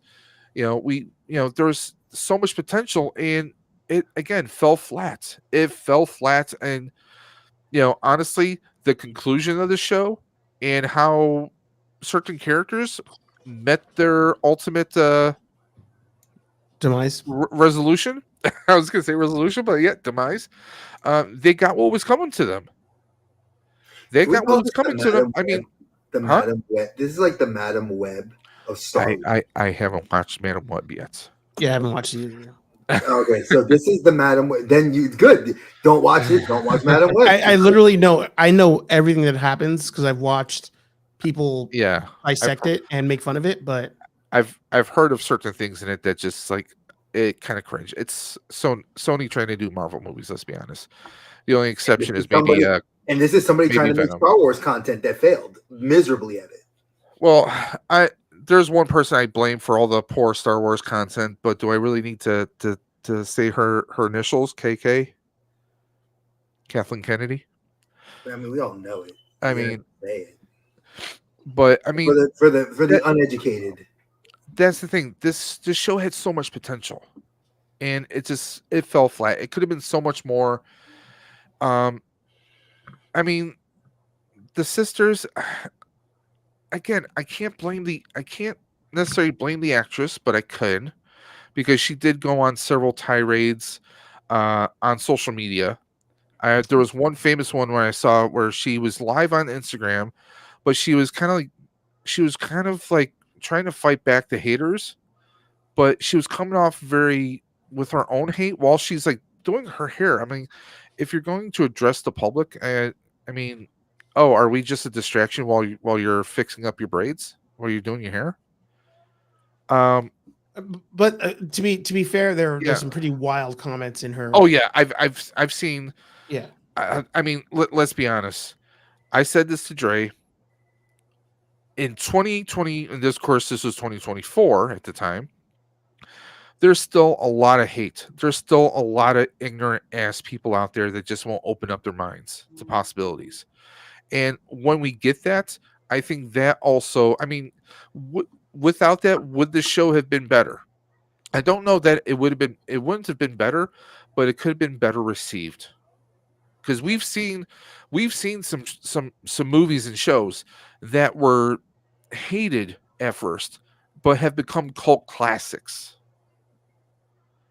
I mean, come on, how many people love Rocky Horror Picture Show? The concept is kind of crazy and out there, but people love it. Buckaroo Banzai, it's a cult classic. I mean, Hitchhiker's Guide to the Galaxy.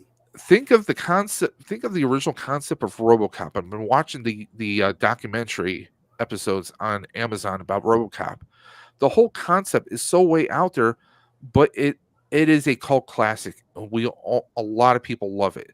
There's so many things that are cult classics. They were poorly received, but now they're praised now.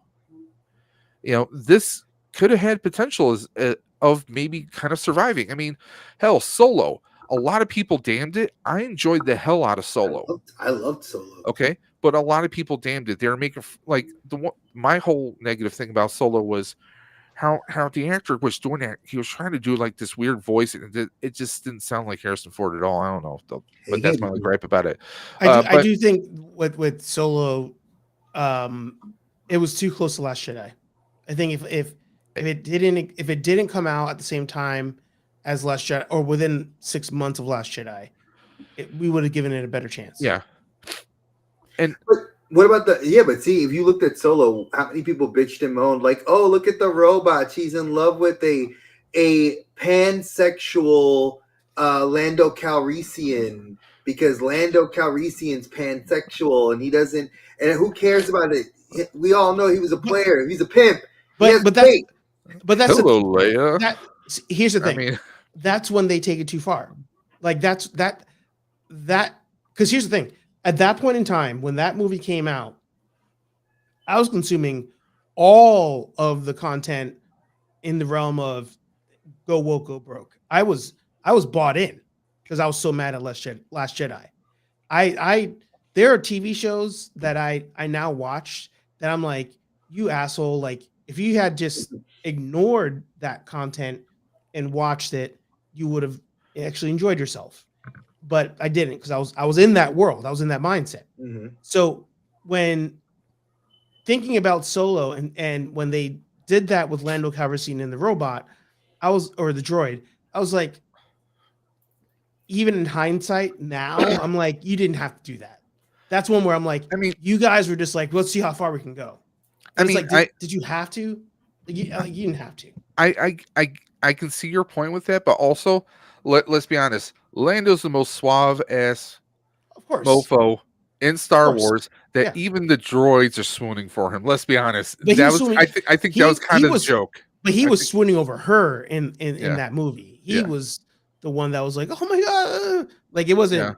Yeah, when she was in pieces, that was like, I mean, that's like your best friend, and but yeah, I mean, it's, let me put I'll put something in perspective for the Colt 45. Yeah, I'll put something in perspective of where Marvel and Disney was at that time, where they were leaning into the shit. Where was it? Here's the thing: do it when it's necessary. Like introduce diversity and introduce. Again, I hate the word. Introduce woke when necessary, but they took it too far. The droid romance I thought was too far.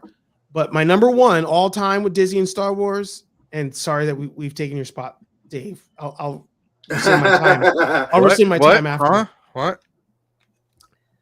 When Marvel announced a new younger Avenger team featuring Snowflake and Safe Space.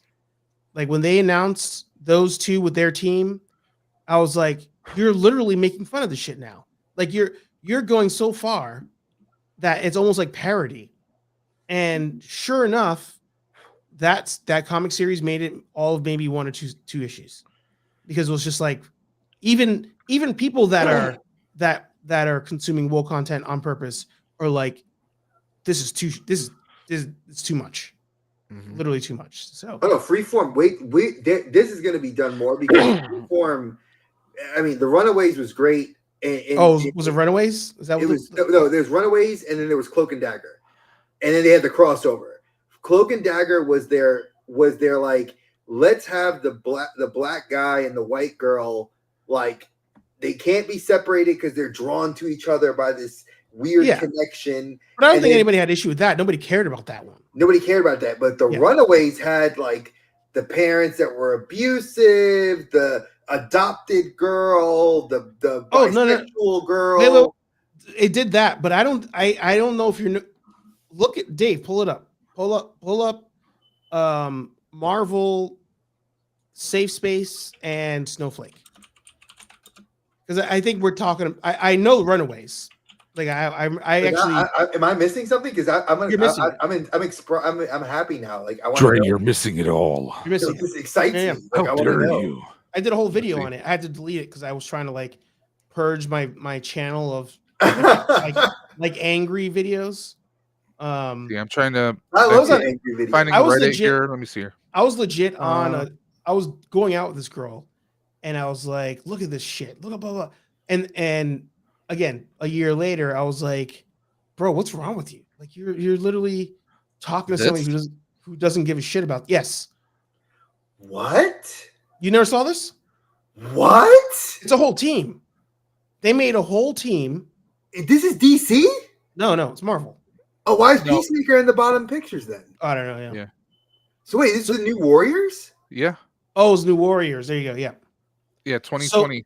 April 15th of 2020 says here. It's a whole team. The whole team is literally every Oh character my is some sort of like Wokeness. woke trope. And I was like, what are you doing? Like What? you're I you're want a going so cheeseburger. far that you are once again proving the bigots right. That's what's happening. Wait. Oh my god. I am so glad this missed my brain because I am Archer, you broke Dre. Are you happy now? So Broke Dre. so for example, she is was it DC? I thought it was Marvel. it says the new It's Warriors. Marvel. Yeah, Marvel New Marvel's Warriors. Yeah. New Warriors. So you had here's the some so better they images. so the going left to right here, Snowflake was I think a lesbian, and then Safe Space was pan, and then the one in the middle was like hacker or these were all plays on words. Looks like that were emo Ben 10. yeah, he was like some like over the top maybe autistic kid, I think. Okay. And then the girl on the right was like mad overweight Mexican girl something. She's there on the left on your screen. And then the demon person. The emo, the super emo. God, But the goth demon person. Yeah. But they all were like a trope of like what people literally are dealing with. And that's where I was like, you're going too far. Like you're going to the point that people Be are negative. like, yeah, like it's to the point that, like they're making fun of that audience. Like, but why would you destroy the new Warriors? Because the new Warriors was such a great team. You had Speedball. You had because you're trying to again, I hate the word. We're trying to show how woke we are. So here are these characters that represent us, the writers at Marvel. I remember they did a whole release, and they had to turn the comments off on the video. They had to the thumbs up or thumbs down button was like at that point starting to transition where you couldn't see the number anymore. People were like bombing this thing, and wow, I have to now see this. It was a joke. It was like one of those where I was like, "Yo, it's one of those things where like business takes over, and it no longer holds its meaning." Holy, Yeah. I am completely floored. Broke Dre now. Hold on. Like I did not know about this, and now I want to know.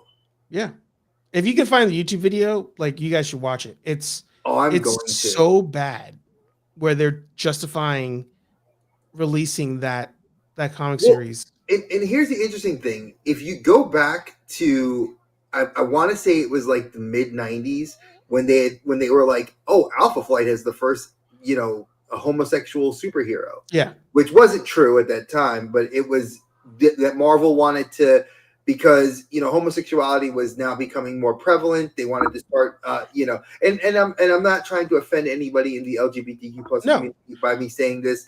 I mean, I'm a supporter. I'm a very big supporter of your community, and I was actually offended for you guys that they were like, why aren't we mentioning these other characters? Like, why are we not talking about iconic characters that were? And then suddenly the 2000s come in and the 2010s come in, and it's like you erased all of that greatness that was lighting the path for you guys in the comics. And that goes even with Native Americans, Hispanics, blacks. We were all starting to get our foot in the door, and then suddenly it's like, nope, Blade, nope, this, nope, that, and then like everybody got messed up and pushed around. And oh my goodness, we will. That's an episode in and of itself. I want to get away from this show and really get into what kind of, now that I'm talking about people of color again, I want to actually talk about the next one, because this movie. Well, sorry, we cut Dave off. Dave, I'm so sorry, Dave. Yeah. Dave. What was that, Lorena? Oh God, that's a deep cut. Literally, no pun intended. Just don't throw me in a grass field somewhere with dogs nearby. No, they didn't make him. They did not. First off, I'm going to correct you, Beast. They did not make him gay. That is the son of Clark and Lois in the current comic book. Before, wasn't it Jonathan? It's Jonathan Kent, and they made him bisexual. His boyfriend is gay, and they made his boyfriend a superhero as well. And that was them to do this before the Absolute line. DC's been on that woke train a lot longer than Marvel has. And they did that, but the way they did it, and I am a very big fan of DC Comics in this regard, they really pay an homage to Black History Month, to Hispanic Heritage Month. I have great comic book covers I've used in my classroom, because when I was actively teaching, I had kids that were in all of those communities, including myself, that wanted to have that representation and see themselves in as heroes or villains in the comic books. And I think that was something Marvel started embracing it in the last 5 years. DC's been doing it for like 15 years. And I think that's why I'm glad. And especially now that they own Milestone, we're getting more African-American artists and African-American, characters. And then Godhood Comics is really springing up some great stuff too. So they didn't, and we're not, Young Justice is a whole thing. That's on another show, because I can go down a rabbit hole. Now, my final words on Acolyte is, Disney, if you want to make an Old Republic, take one of the existing damn novels and use that as your Bible for the show. Okay? That's all I have to say about that. If you're going to make an old Republic, you have literally years, decades of the novels to tap into. They don't want to pay the money for it. Exactly. Especially since, I'll just preface this for Dave. For anybody that doesn't know, Lucas recently, and I say recently, about 30 years ago, Lucas came out because several fans were writing fan fiction. So Lucas wanted to make money.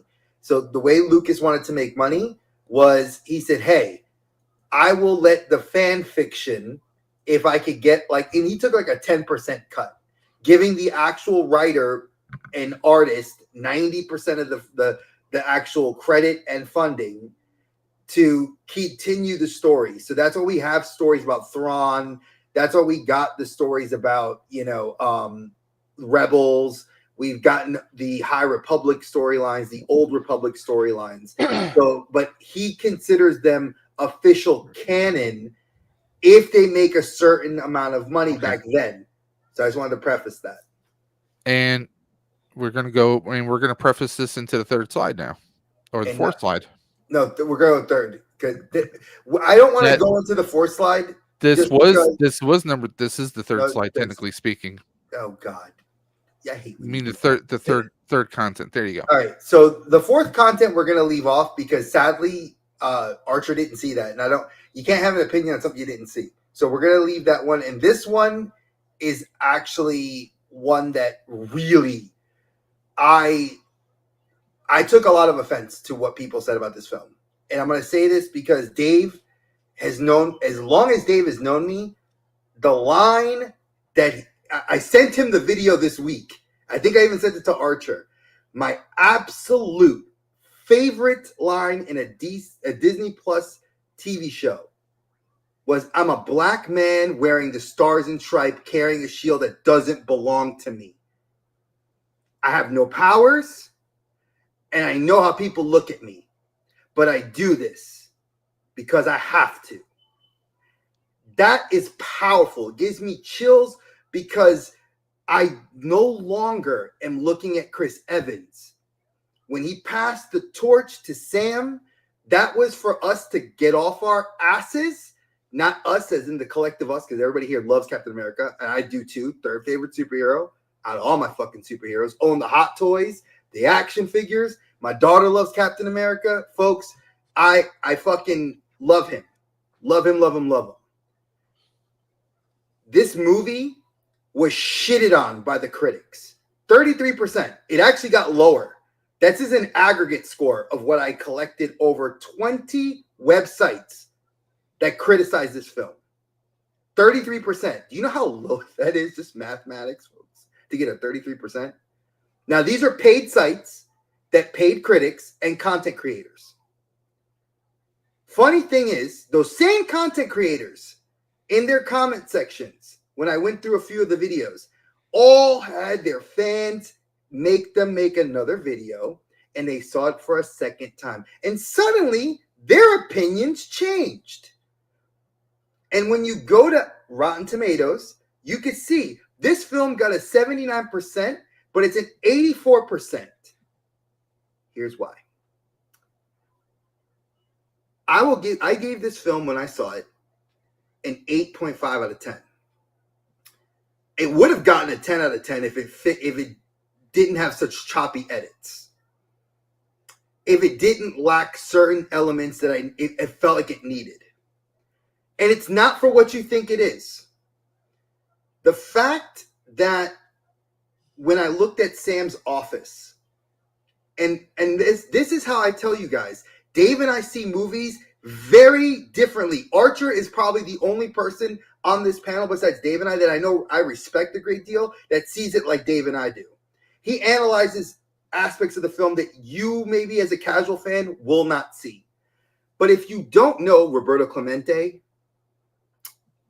I think it was he had different African-American athletes that paved the way for themselves in their respective sports on his walls. His office was a dedication to being a black man in a position that nobody expected him to be. And it's amazing to think that you see these pictures and imagery, and it's, you know, it just blew my mind. That was what sold me on loving this film even more. Yes, I get a Puerto Rican man as a as the new Falcon. Love him. He's great comic relief. I need somebody of my complexion to be in that film because I'm not a dark-skinned Latino. I'm sorry. I'm a light-skinned. But I like that I got him in there. He's great comic relief, great intelligence. Funny, John Leguizamo says it, when you're 68% of your 86% of the population, yet you're only 1% of the people or 3% of the people behind the camera. What are we doing wrong? And that was where I was mad. Did I love Isaiah Bradley? Hell yes, I love his character. Did I love aspects of them kind of showing them break out of their characters of being the heroes and enjoying themselves as regular people? Yes. Where did they go wrong? We pretty much wiped out the concept of the Eternals and just have Tiamat floating in the ocean. So we at least covered that eyesore of a bad movie.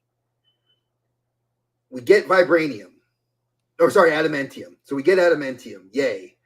So we now know Wakanda controls vibranium. The world's now going for adamantium, or the whatever they called it, X or something like that. They called it adamantium at one point in the film. So I'm like, yay, Wolverine. Harrison Ford. Weirdly enough, I don't dislike his character, but I don't like his character because there's a lot of weirdness, and it might have been because of the writing, and it was like the editing. I had problems with it. Red Hulk, loved. Wish I had more of him in the film. Did I need to have the leader? Yes and no. But it ties up a loose end. Did I need Betty Ross? Tied up a loose end.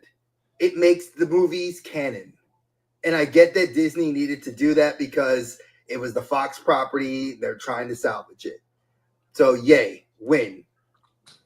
Now, where does it go wrong? I'll wait till Dave goes back to the slide because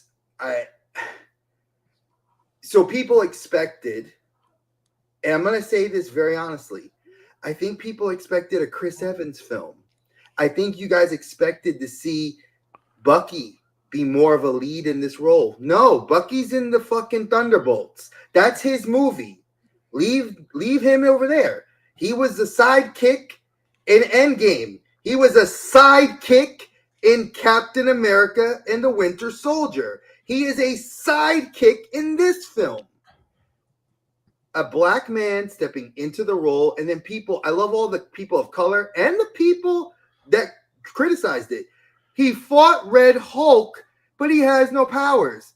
Okay, folks, I'm going to educate you on something. If you didn't watch Black Panther, and you're a fucking idiot if you didn't watch this, vibranium absorbs kinetic impact. So when you punch somebody, okay, Black Panther proved it when we had the suit. He showed it in Endgame, and he showed it with Shuri. So for casuals, am I going to say it does in the comic books? We both know it doesn't. But for the fact that the MCU proper made it educated for the casual to kind of correlate that, that's where I left it. That's where I left that. So I understand where you're going. I'm going with what the MCU taught you versus what I know, because I'm a comic book fan. I know Vibranium don't do that shit. Does a way other cooler shit. Doesn't do that. But he absorbs the impact. He gets heightened abilities while in the suit. Suit's made completely of vibranium. Should the Hulk been able to break it in the movie? Nope. Did. Should Thanos have broken a vibranium shield? No, he did. Accept it. They wanted us to see powerful people do some fucked up shit. That's what happens. Giancarlo Esposito. I love him. Love him, love him, love him. Why the fuck was he in this movie? For everything to push a point, shouldn't have been. The leader could have just done what he did, and I was happy with that. A waste of a great actor. Watch Breaking Bad. Watch the Netflix shows. Watch his other shit he's done. Great actor. Just didn't need him in this movie. The parts that we were expecting, I cut this literally from Disney and Wikipedia, looking to make sure I had the right information. This is what you expected to go see in the theaters, folks. What did we get? I die on my hill. You can kiss my ass if you don't like it. You got the best Captain America you're going to get since Winter Soldier. Chris Evans' Winter Soldier, untouchable Captain America film. Oh, wait, and to clarify this, because people are dumbasses, this is your third Captain America movie. Yeah, third. Civil War doesn't count, because it's not titled Captain America Civil War. It's Civil War. So you had Captain America, the first Avenger. You had Captain America, the Winter Soldier. Captain America, Brave New World. 3 films. Not a 4th film.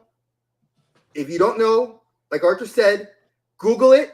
You'll see this is a 3rd film, not a 4th. This is his first non-super serum soldier film where he's got the powers. And I like that. Did Anthony Mackie get hate for coming out saying, I'm not America. I represent an ideal. Funny. Batman, if we did this to Batman, we put a black man in a Batman suit. But you know what he did? He had to cover his mouth for fear that the cops would shoot him. DC really made me feel like, oh shit. Batman, you're fucking Batman. But you got to cover your face because your cops may kill you. Not the enemies, the cops. Captain America walks out there as a soldier, retired, trained American veteran, and people hated him. Captain America, oh, he was a soldier frozen in ice, and he was white, and that's all fine and dandy. He comes out the ice, and Avengers assemble.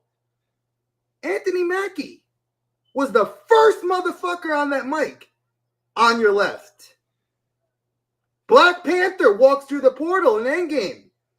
I didn't see Bucky come through first. I didn't see The fucking Thor, where did Thor swing his hammer? Fat Thor got beat up, stabbed by Thanos.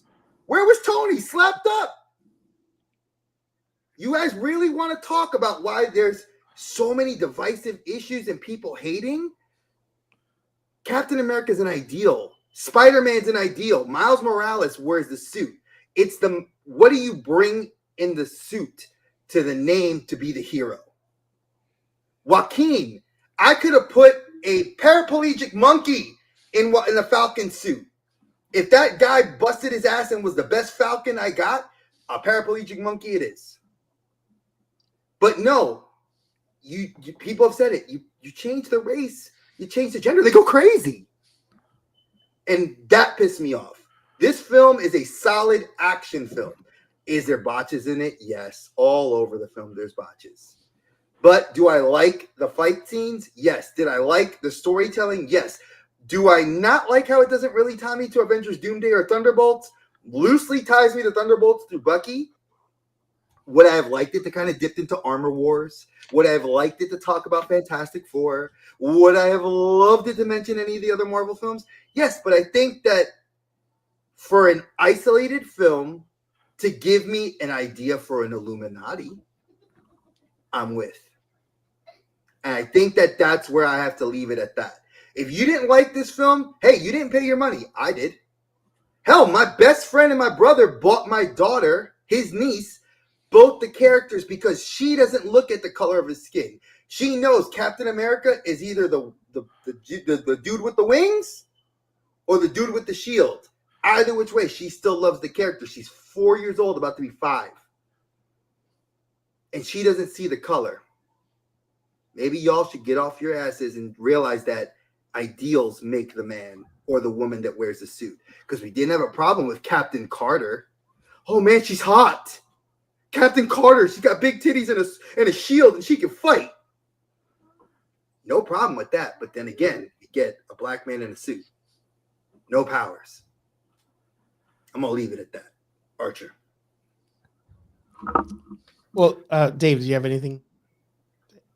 No, go right ahead. Okay.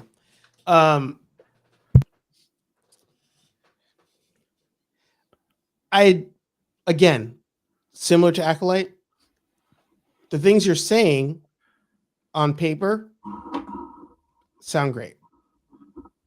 They all sound great. I don't think it's reality. But here's why, and I don't mean that in an offensive way. I've mentioned it on stream a number of times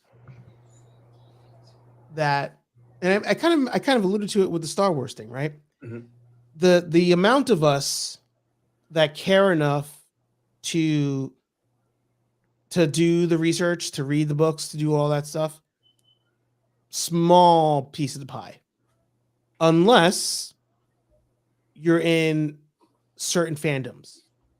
For example, the hardcore fan base of the MCU, I'm going to say MCU, not Marvel as a whole, just MCU. The hardcore fan base of the MCU, very small.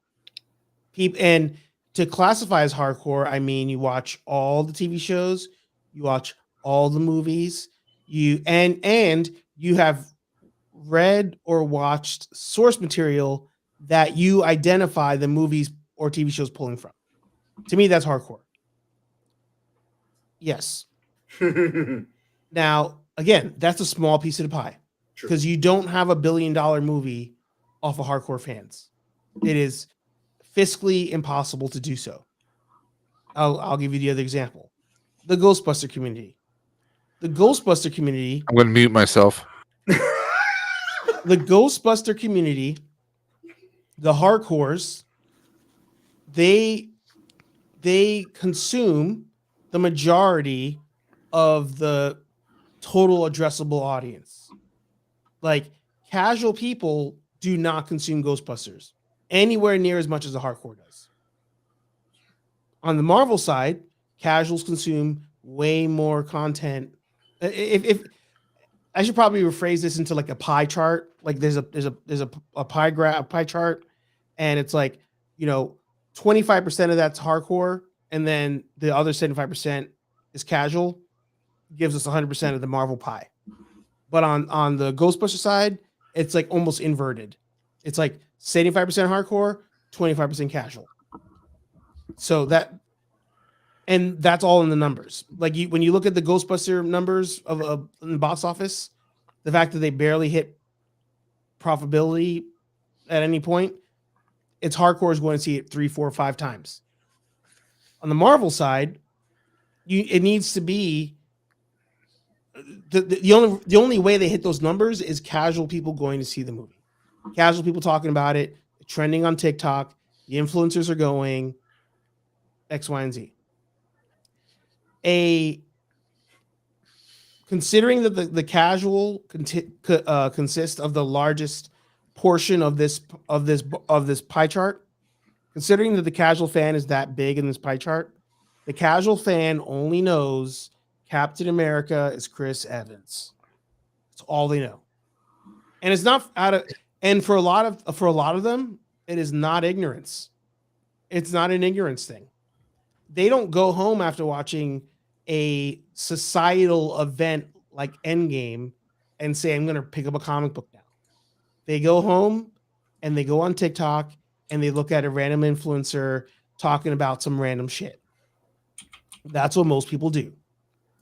Most people do not go home and say, I'm going to go home and I'm going to rewatch Captain America 1. I'm going to rewatch Winter Soldier. That's not what casuals do. Not at all. Hardcores do that. Hardcores buy Hot Toys. But again, when it comes to something as large as the MCU, just like the Star Wars conversation, as a hardcore fan, you do not matter as much as a casual. So all the points you made, they're all valid. I'm not saying that what you said doesn't make sense or anything. It just doesn't matter in the grand scheme. I agree with you 100%. And it doesn't matter in the grand scheme of dollars and cents. So Falcon and Winter Soldier, and I said this when we started this episode, if I'm Kevin Feige right now, it's a lose-lose. If I am green lighting this movie to go into production, I either can acknowledge the fact that the TV show exists or I cannot acknowledge the TV show exists. If I acknowledge the TV show exists, I literally segment out the casual person because the casual person did not watch my TV show. If I do not acknowledge the TV show exists, then I literally wasted the time of the hardcore person. Those are your only two options. As a hardcore, seeing this movie in the trailers and seeing the theme of the movie, as a hardcore fan, I don't have to see this movie because I know you're going to retread shit that I saw on the TV show. There's no point. So visually looking at that poster on the screen right now, as a hardcore fan, knowing that as a hardcore fan, things come out on Instagram, they come out on Facebook. I learned that Red Hulk's at the end of the movie. He's not even the main villain of the movie. Knowing all of that, I have zero need to go watch this movie in theaters using my time and my money. And that's where most people fell. Most people saw this and said, Captain America's Chris Evans, where's Tom Holland, and what the fuck is a Red Hulk? I'll wait till it's on Disney Plus. That's the problem with this movie. That's the problem with them deciding to do this movie. At this point, Thunderbolts is going to ride or die on, is David Harbour and Florence Pugh still pulling enough casual appeal to get somebody to say, I'm going to watch this movie? If they are not at the point of Thunderbolts coming out, the Thunderbolts literally just, it does okay. It'll make its money back. I think Thunderbolts, unlike Captain America, will make its money back pretty fast, but it's not going to. Disney wants these to be hits. Disney's trying to replicate Endgame, and that's why the Russo brothers are doing Doomsday. And Secret Wars. Yeah, that's why they're doing that, because they're like, oh, Endgame was a hit. Again, corporate America, we made a hit, do it again. We need 10 years to build up to that. Nope, do it again. Can I just interrupt you with this idea, because I feel like it's something that my brother and I talked about this the other day. Sammy, shout out to you, because I know you do watch this on the replay. The Russos, I feel they did such a fantastic job with the films that they were able to do in the Marvel Cinematic Universe. I think that and I think my brother, and I know other people have said it too, I think they get handcuffed because when the MCU first started, everything was based on the idea of taking the fan and the director into one person. Ed Norton, Kenneth Branagh, what was it? John Favreau. Yeah, you have all these guys that are like diehard fans of the characters, and then they're giving us their interpretation using source material and giving us the lore. Now, did they hit in every one of those movies? Probably not. But then the Russos come along, and we get solid films. Can you at least agree with that the Russos are good at what they do? Dave, if you don't mind, can you pull up the IMDb of the Russo brothers so we can see what they were involved in outside of Endgame? I don't know the answer. I have a theory. I just wanted to see if it's true. I think they did Civil War. If I'm not mistaken. I think they did Civil War. You might be right. Okay, here we go. So when Iron Man came out, right? Everything is dollars and cents. Iron Man came out via Jon Favreau going to Marvel that was damn near bankrupt and being like, I really want to make this movie. And they were just like, at a certain point, they were like, F it. You can make your movie. He goes, great.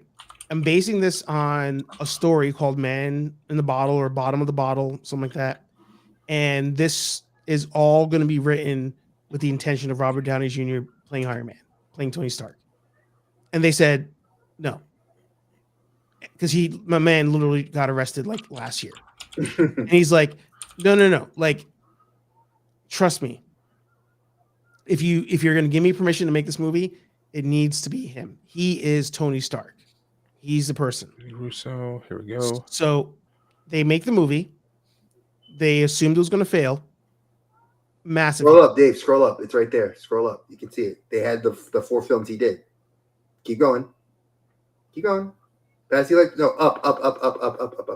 There we go. Well, that's just what he's known for. But but they're hits though. I know. I was just saying. Look at the 3 big hits he had. All movies that everybody agrees are probably some of the best in the MCU.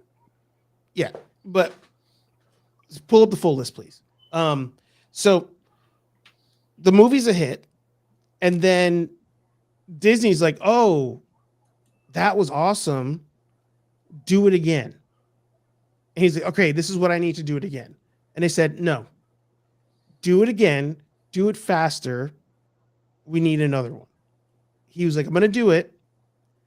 And that's it. I'm done. I'm literally Iron Man 2's it. We saw what happened after Iron Man 2. And we saw the product we got in Iron Man 2. It wasn't a great movie by any stretch. Iron Man 3, even worse. So at a certain point, what happens is corporate America says, this thing made money. We need to do more of this thing. I don't care about your creative view. I don't care about what source material you have. I'm going to look at what worked. And because I'm the one with a checkbook, I'm going to tell you what I think you should do. And they usually fuck up. That's usually what happens. They fuck up. I think you guys talked about it last week. Halloween, Rob Zombie. Yes. Good movie.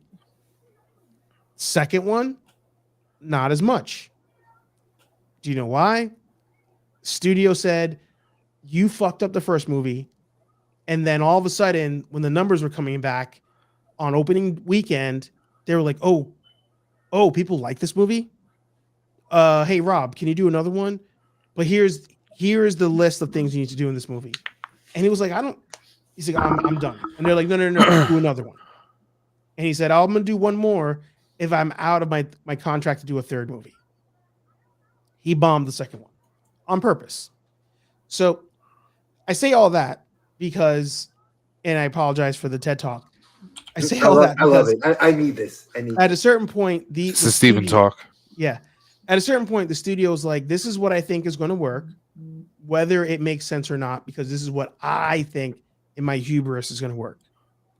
Doing a Captain America movie where Chris Evans is not there is immediately you're taking a loss. It's pointless, in my opinion.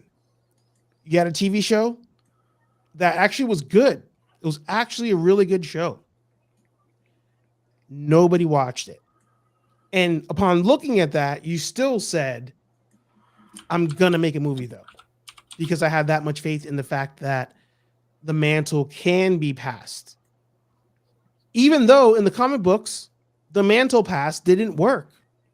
It didn't work. It was cool. It was cool for a minute. And then what did they do? They brought back old man Steve Rogers.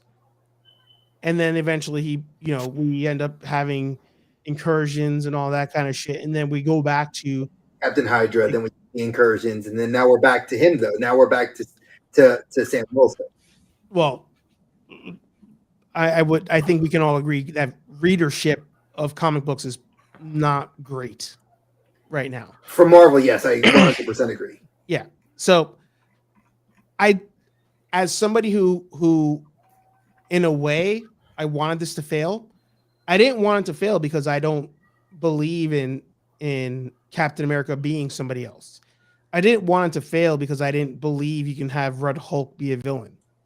I wanted the movie to fail because it's literally a corporation saying, I bet I know the formula more than fanboys who wrote previous successes.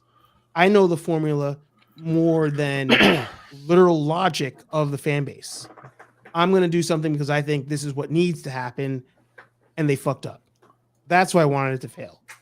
It shouldn't have been Anthony Mackie as Captain America. It shouldn't have been a movie anyway. If anything, you do a season 2, and for F's sake, I don't know why Sebastian Stan was not involved in this, because you literally had him in the TV show, and it was a great dynamic.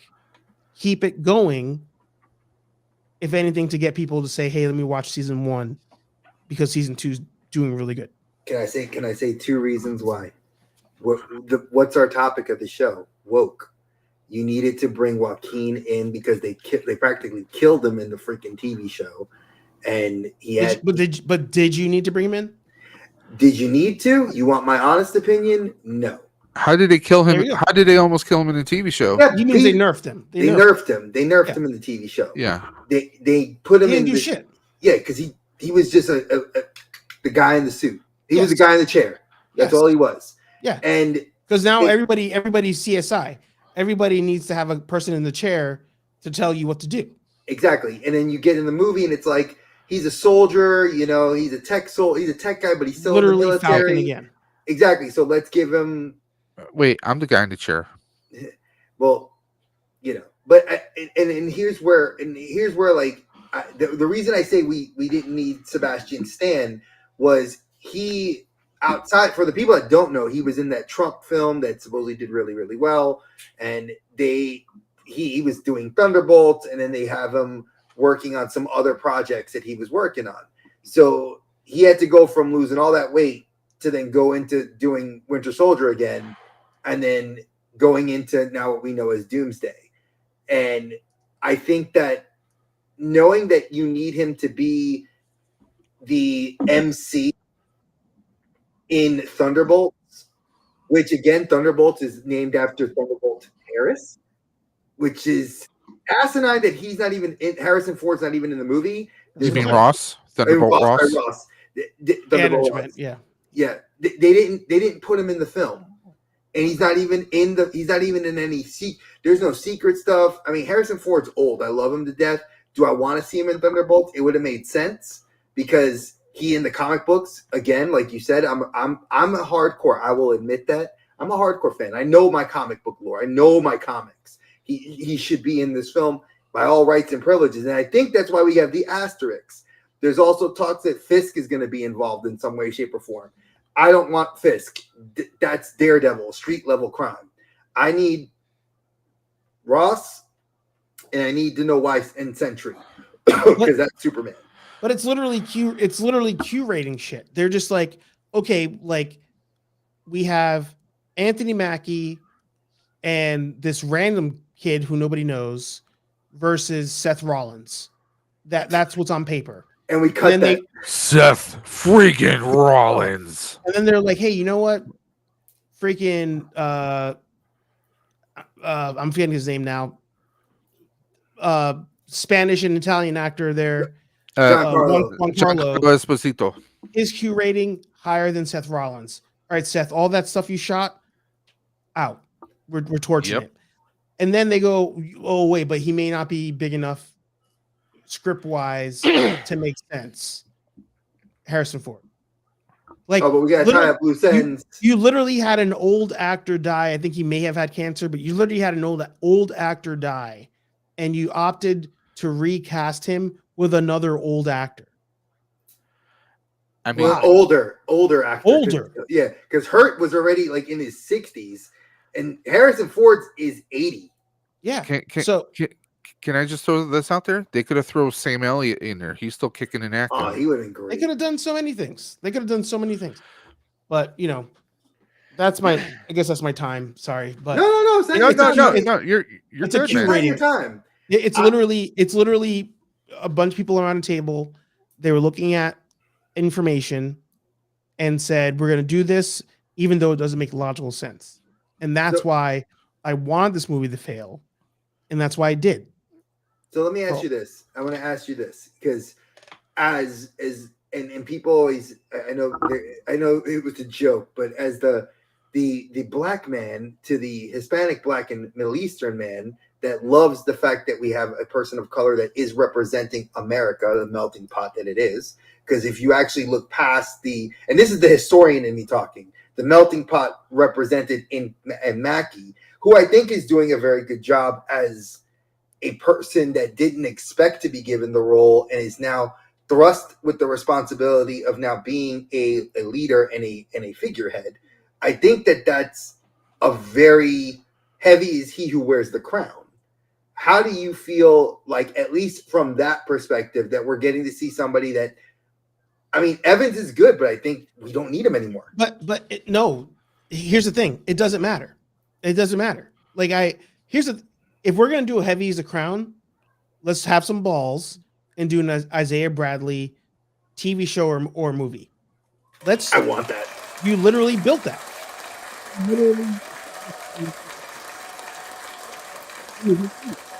Give me that show. Something along those lines. This is not that. Falcon converting into Captain America. Cool story, bro. It doesn't work. Miles Morales was a freaking once in a lifetime hit. And Marvel, talking to the safe space conversation before, Marvel saw how much of a hit Miles Morales was and said, we're going to do that to everybody.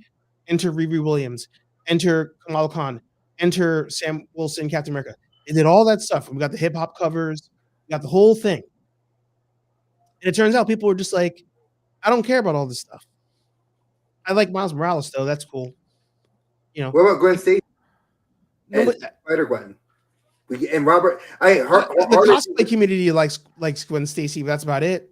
You don't think that we at least casual appeal, always casual appeal. You can be as creative as you want in the TV shows and the cartoons, but if you're trying to make a movie theater hit, you got to hit the casuals and you got to give them what they want. And nobody wants Anthony Mackie's Captain America. They want Chris Evans because they like that. Unless, here's the thing. If there was a Captain America movie with Chris Evans, and it turns out that as far as trending on social media, merchandise purchasing, if Anthony Mackie was passing him in those movies, do a mantle pass as far as the MCU goes.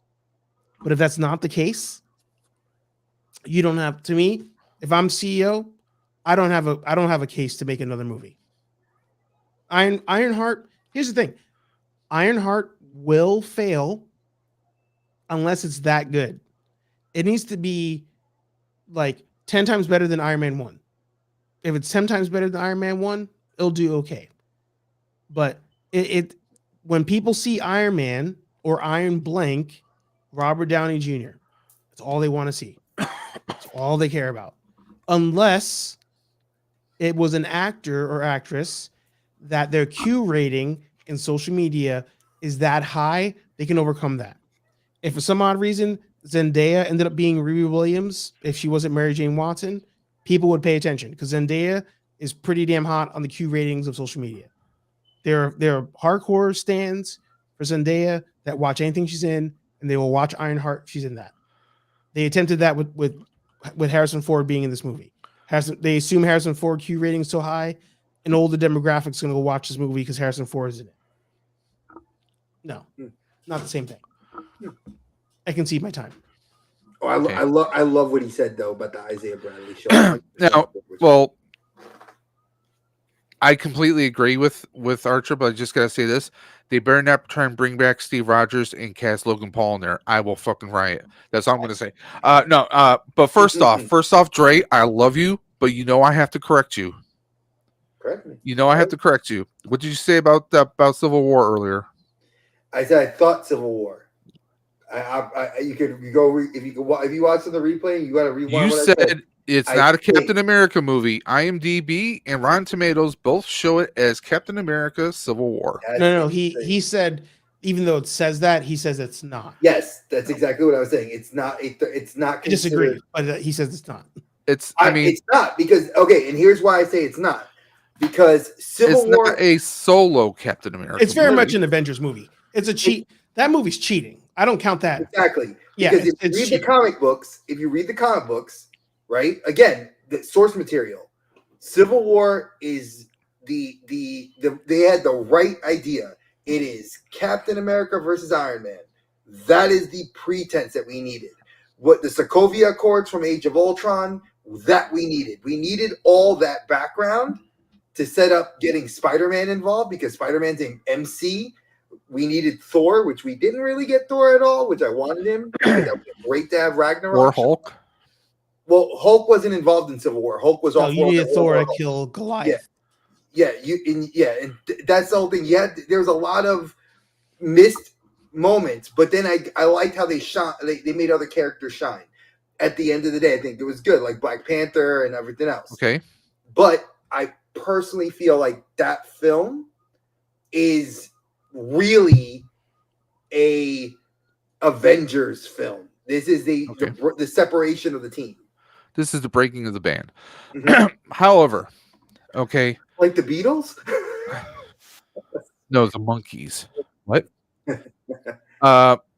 Here's my thing. I enjoyed this movie, but again, even Mrs. Dimension pointed out editing issues. She's like, wait a minute, it's jumping from this to this. She was even pointing out editing. Yeah, they rushed the movie. And she's not usually someone that kind of points that stuff out. So she's, let's be honest, she's the uttermost casual fan. Like Archer, you know how you talk about how you kind of recently, over the past few years, got more and more into Ghostbusters, right? Okay. Her first Marvel movie was because of me when we were dating.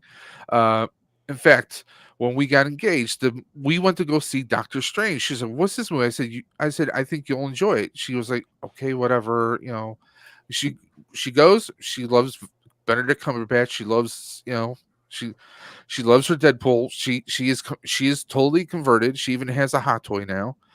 So she's fully converted into the Marvel spheres. Every time a Marvel movie comes out, we have to go see it together. Although she broke that rule when it came to Deadpool and Wolverine, but that's a whole other story. But like, even with her, she was noticing things that were just not in the right place. And part of that, I mean, that says a lot when an totally, utterly casual fan is not sitting well with it, some things I liked were like, okay, I like the sidekick type banter between oh god, I'm blanking on his name. Or was it Joaquin Joaquin and Yeah, Sam. Joaquin. It was Um, Joaquin. I mean, I like the inclusion of Isaiah. Keeping Isaiah around as a training partner. I mean, those that don't know, let me pull this back up. Let me see if it'll let me pull it back up. Let's see here. Stop sharing. Hold on. I got to do another share. Sorry. Here we go. For those that don't know, I mean, Isaiah was a badass in the comics. And what I really would have friggin' loved is obviously Sam doesn't have the serum. Isaiah still does. I would have loved to have seen the two of them taking on Red Hulk. And I think that would have been an interesting battle where Sam is Second, there was fighting. a daddy duty. Go, you go do your duty.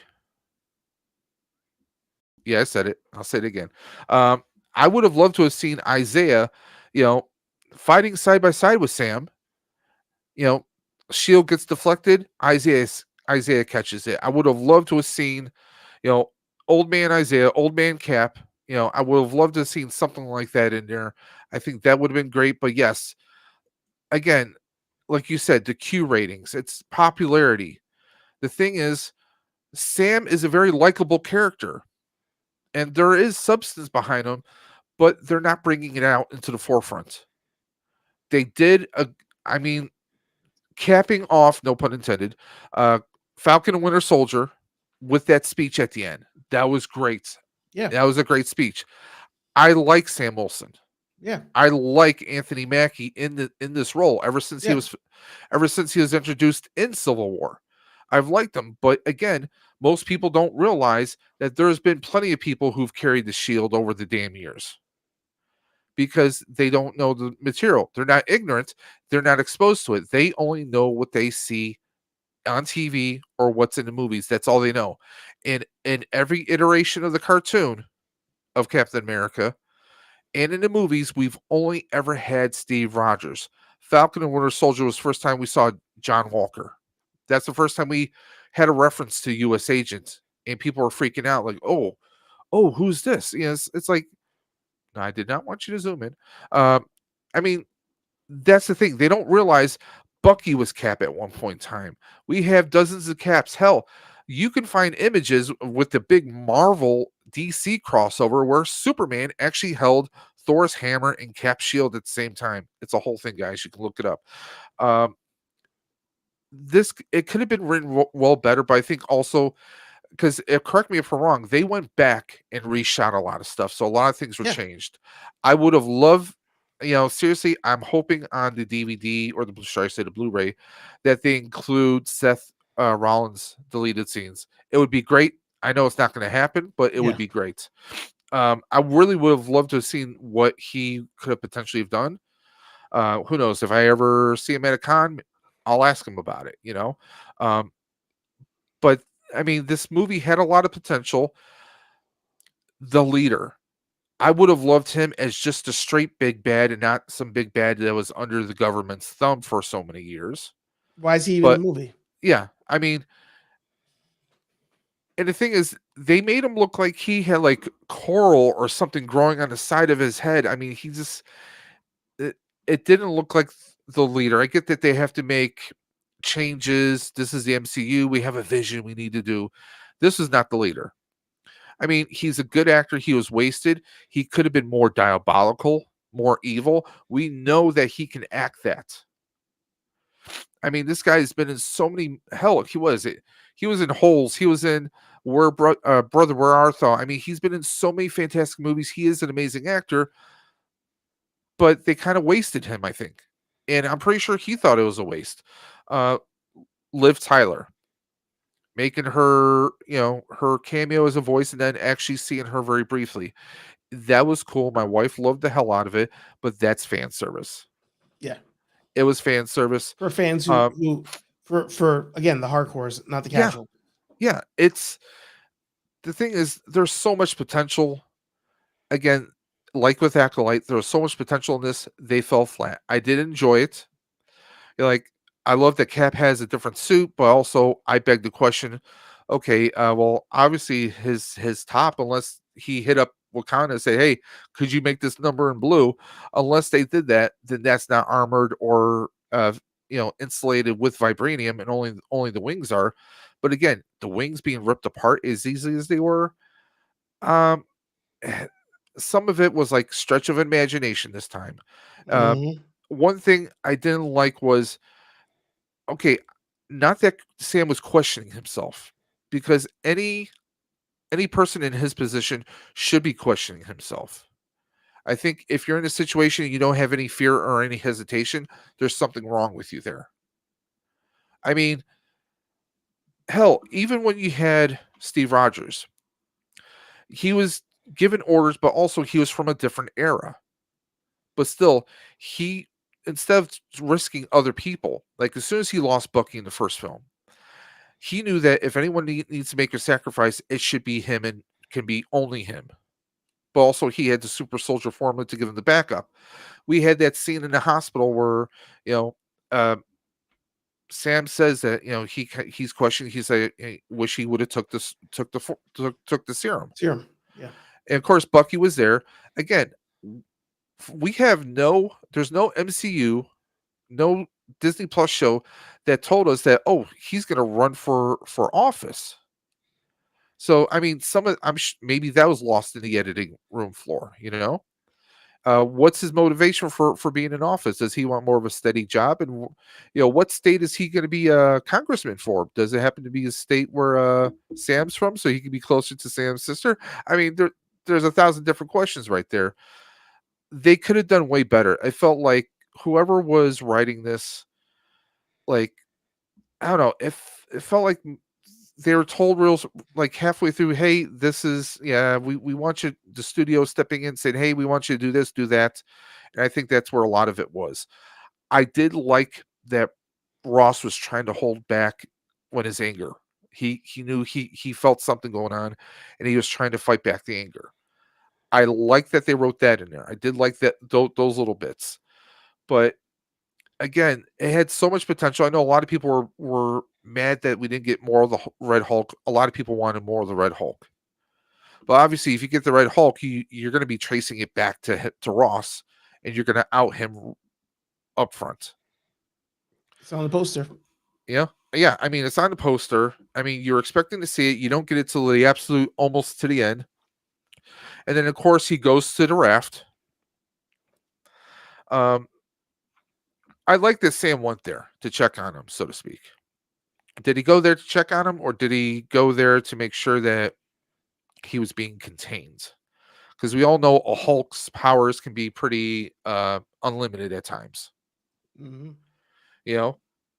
So it begs the question, what kind of a Hulk is he? Obviously, he's a red Hulk. His rage energy exudes tons of heat energy. So I mean, was Sam maybe worried that he was going to Hulk out, even if he is, locked down with some kind of, suppressor serum or some kind of device that injects him with sedative to calm him down or whatever the hell. But if it was a good movie, I wish we would have had more of Isaiah. And the fact that you're going to traumatize Isaiah, because he was already in prison long enough, you would think that this character was tortured enough. And from that disgruntled, angry man that he was in the series, and once Sam puts on the suit and does it in public and dons it, it was giving him a little bit of pride. And then when Sam takes him to the museum at the end of the series to show that he was honoring him in his part, I mean, it was opening Isaiah up, and you see Isaiah, in this fantastic kind of state of the art training center or training facility for Sam to help him with Joaquin. Like that, they could, like, I seriously would have loved it that if Sam said, listen, I really need help, and Isaiah, throws on a suit of his own, and I would have loved to see the two fighting side by side, because the actor who plays Isaiah, I'm blanking on his name, but this is a guy who Carl Lugby or yeah, Lugby? yeah. People who don't know, yeah, I'm sure back in the 80s, he had a short-lived superhero series called Mantis, Yep. where he built an exoskeletal suit. Not very, it could be almost like a stripped down version of Iron Man suit. of Iron Man suit, where he had a sleek car. He was basically kind of a black Iron Man, if you will, and he was great in that. And of course, then later on, we get him as the voice of Martian Manhunter in Justice League Unlimited, and the corresponding movies that, of course, they did with that. He played, John Jones's father in the Supergirl series on CW. I mean, he is superhero royalty, and I would have really, I think it would have been, yes, he can't physically do all the stunts, but you can CGI the hell out of his body. I mean, look at what Disney does with the Star Wars shows. You could have easily done it. It would have been fantastic, and people would have loved the hell out of it. They would have ate it up and loved it. Personally, me, that was one thing I wanted to see in this movie, was see the two of them fighting side by side. But obviously, it didn't happen. Like you said, popularity. They went for fan service. Fan service doesn't always win, and it The was wrong just, kind of fan service. They went for the casual fan service. yeah. I mean, Liv Tyler, she probably was like, "Wait a minute, you want me to record a little voice conversation? It's like not even a couple minutes, and then you want me to just show up and just kind of hug my father, Right. Oh, you want me to hug Harrison Ford? Yeah, sure, I'll do it. I mean, that's all it was. I mean, it was a couple minutes. I mean, the leader is such a bigger character and the fact that he's kind of a I don't want to say an oracle, but he's kind of like that warning, oh, there's I've predicted much more coming. I mean, are they going to reuse him, or are they just going to let him rot away in the raft? And there's a lot of talk, and I'm sorry, because I'm sorry, there's a lot of talk. My fear is that they're going to try and do what they did with Zemo. They're going to release him, say, "Oh, we need your insight. Obviously, you predicted a lot of things. We need your predicting," and it's just going to open up a can of worms. But I think they're going to waste him again. They're going to waste the potential of the character, because we know he is a big factor in the comics. Anyone that knows anything about the comics knows that the leader is a big to do when it comes to Hulk. But it's just, again, if things fell flat, again, my big thing was I would have loved to have seen Isaiah and Sam fighting side by side. I think it would have been cool, and plus Sam would have had grandson. We get the grandson that's going to be coming. Okay, well, I was saying that I would have loved to have seen the two of them fighting side by side, kind of him finally getting his recognition out in public, because then people are like, wait a minute, who is this person fighting with him? And plus it gives Sam Wilson the superpowered backup that he could have used, instead of him kind of being a little mopey, like, yeah, I should have taken that serum, so there was that. And yeah, we have. Can we agree though that did we not see that in Falcon and the Winter Soldier? I keep saying Captain America and the Winter Soldier. I mean Falcon and the Winter Soldier, the TV show, folks. Can we agree that we saw the benefits and the actual bad things that come with taking the serum, like U.S. Agent? You took it, but he took it for greedy reasons, and it kind of showed that maybe the reason why Cap wouldn't have wanted that we would have got him was because the fact that. Well, you and I have had this conversation off camera, and I've brought it up before. Okay, I brought this up before.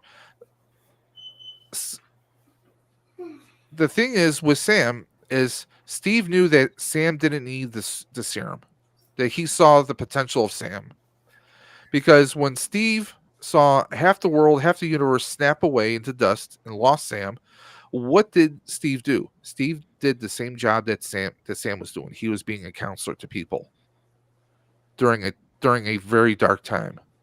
So he saw and he recognized that potential that Sam has. Sam has the same heart, and he felt that he didn't need to have the strength. But also, Sam saw what the super soldier could do. Super soldier serum can do. What Bucky was before he was cleared, before he was healed of his brainwashing. We saw what John Walker was capable of. It's like someone who let's say hypothetically someone's biological father was a drunk. And then that person was afraid of if they ever had a drink, could they become what that person was? Okay? That same fear can mess with a person's mind. And yes, Sam feels at first that he doesn't need to have it. You know, he did all that training during Falcon and Winter Soldier, where he practiced and practiced with the shield, so he was strong enough, and he can do. Yes, he has to work hard to do backflips and cartwheels and all the, parkour maneuvers to be Captain America. But he did question himself and say, well, he really wished he had that, because yeah, he could heal quicker. It makes him a little bit faster, and it keeps him kind of at his prime physique for probably for years to come. Let's just say. That's what I'm getting at, was that he had the regret when you walked away. I explained how, there was that scene, that the scene I didn't care for was him second guessing himself about the serum. Okay. I'm not saying that he should have the serum, but kept saying that I wanted to see him and Isaiah fighting side by side. I think that would have been amazing. People would have loved it. I think fans would have loved it. And it probably would have added another factor to it. But again, they wasted the leader, they wasted Isaiah, and they put Isaiah's character through the hell of being put back into a friggin' prison. The one last place he wanted to be after how he was treated. It's like they basically ripped away all the good that Sam did at the end of Falcon and Winter Soldier series. So that's what I was getting to when you were away. I was mentioning that because he's an amazing actor, but the story of the character, because we see the character much happier in the beginning of this movie. He's happier. He's even a +1 to go to the White House. Come on. Like, he's living his best life all of a sudden, instead of being bitter and, kind of just like settled into his life. He's actually starting to enjoy his life again. And that was awesome. But then you just kind of like shove him into a dark place. You're using him as a scapegoat. You're blaming him. I mean, that didn't sit well. The former Black Widow agent, the former Red Room agent, who was like the special agents for the president. The attaché, she was a bit of comic relief. I mean, she didn't have to be that character. It almost makes me think, are they grooming her to kind of bring her in at some point down the line? It just felt like, okay, what is this? Is this Black Widow from Temu? So, I mean, that's how I felt about it. As far as the wokeness, I mean, I didn't see wokeness in here. I just felt shortcomings. And again, it's an age-old story of studios getting involved and bringing the movie down, bringing its quality down, bringing its potential down. So that's my story, and I'm sticking to it. So, in final thoughts on this, I think Archer has kind of made a very, very interesting point. That I am slowly growing on this point of that we blame the actors, we blame a lot of other people, that we don't blame the studio, and we don't blame the writers, which are the first line. I mean, actors can be bad, but like in Madam Web, you get the people that they admitted they didn't read the source material, they just dialed it in. And then you have other movies where it was just dialed in.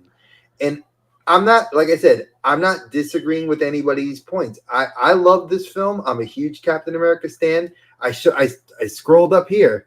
Y'all see, I spent $1,000 in Hot Toys because I love Captain America. My wife heard that when she fucking almost flipped her wig when I said that, but I was able to suave bola my way out of it. But that's how much I love Captain America, how much I love Spider-Man. It's that, like Archer said, it's the hardcore fan.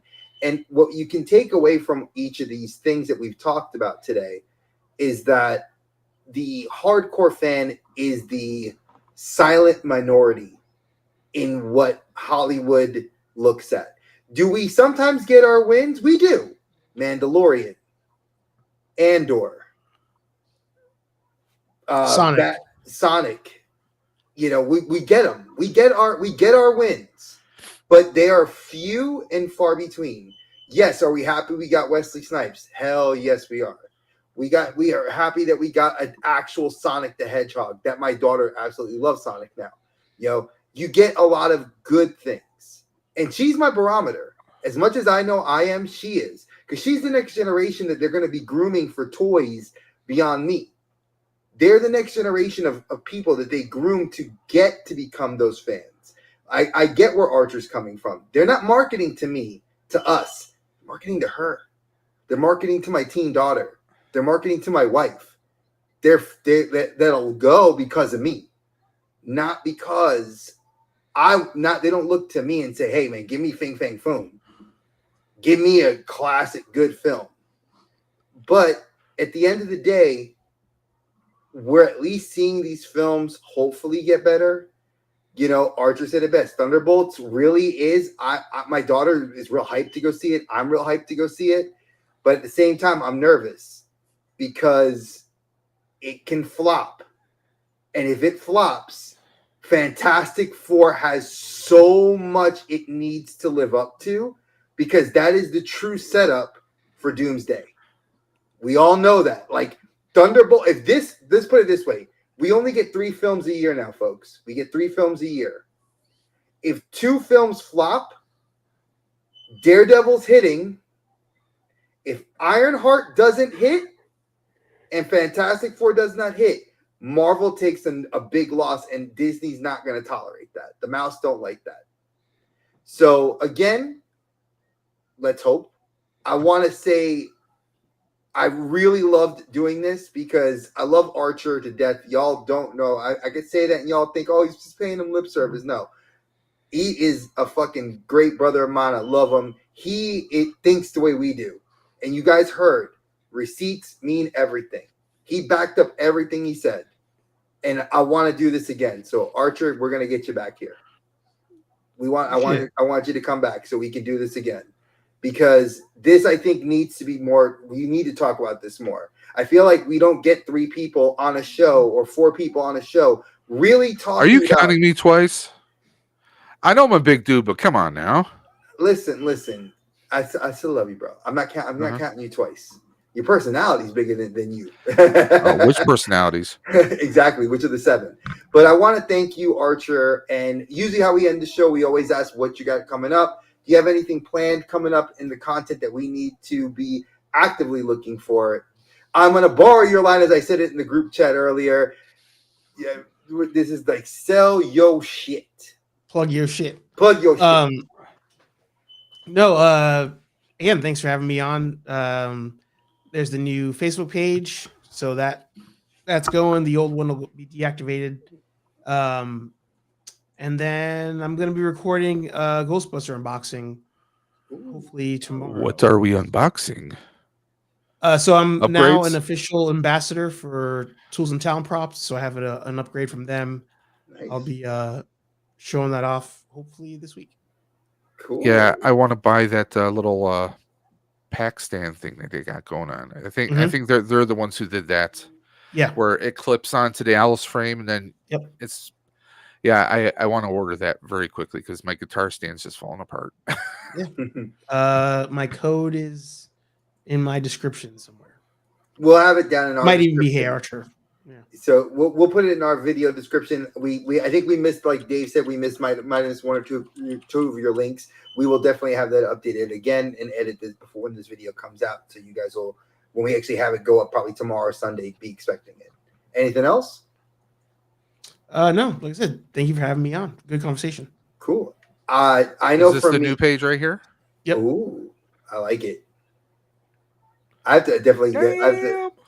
damn. So, I know for me, folks, I'm sorry I did not get my video out this week. It has been, for those of you that didn't know, I've been in and out. I've had 4 doctor's appointments this week. It's been hella crazy with my leg. It's finally got the right mix to get me going, and I was able to actually now walk like a normal human being, unassisted by my robot suit, as Peanut calls it.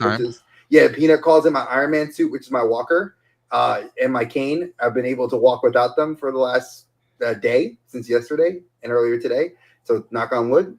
But that's why I haven't had the chance to get the content out. I will be editing some more videos and putting some other stuff up and editing some other unboxings.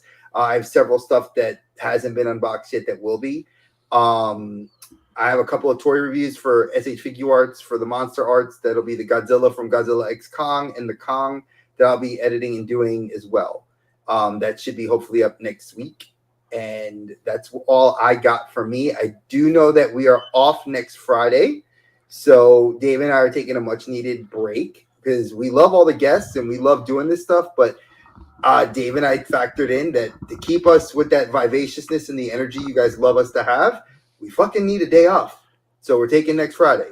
The week after that, though, is going to be awesome because we do have Oz coming on from the clubhouse. And we're going to be actually, I think tomorrow night, if you guys are going to tune into the clubhouse at 9:45-ish. Oz has invited us early. on.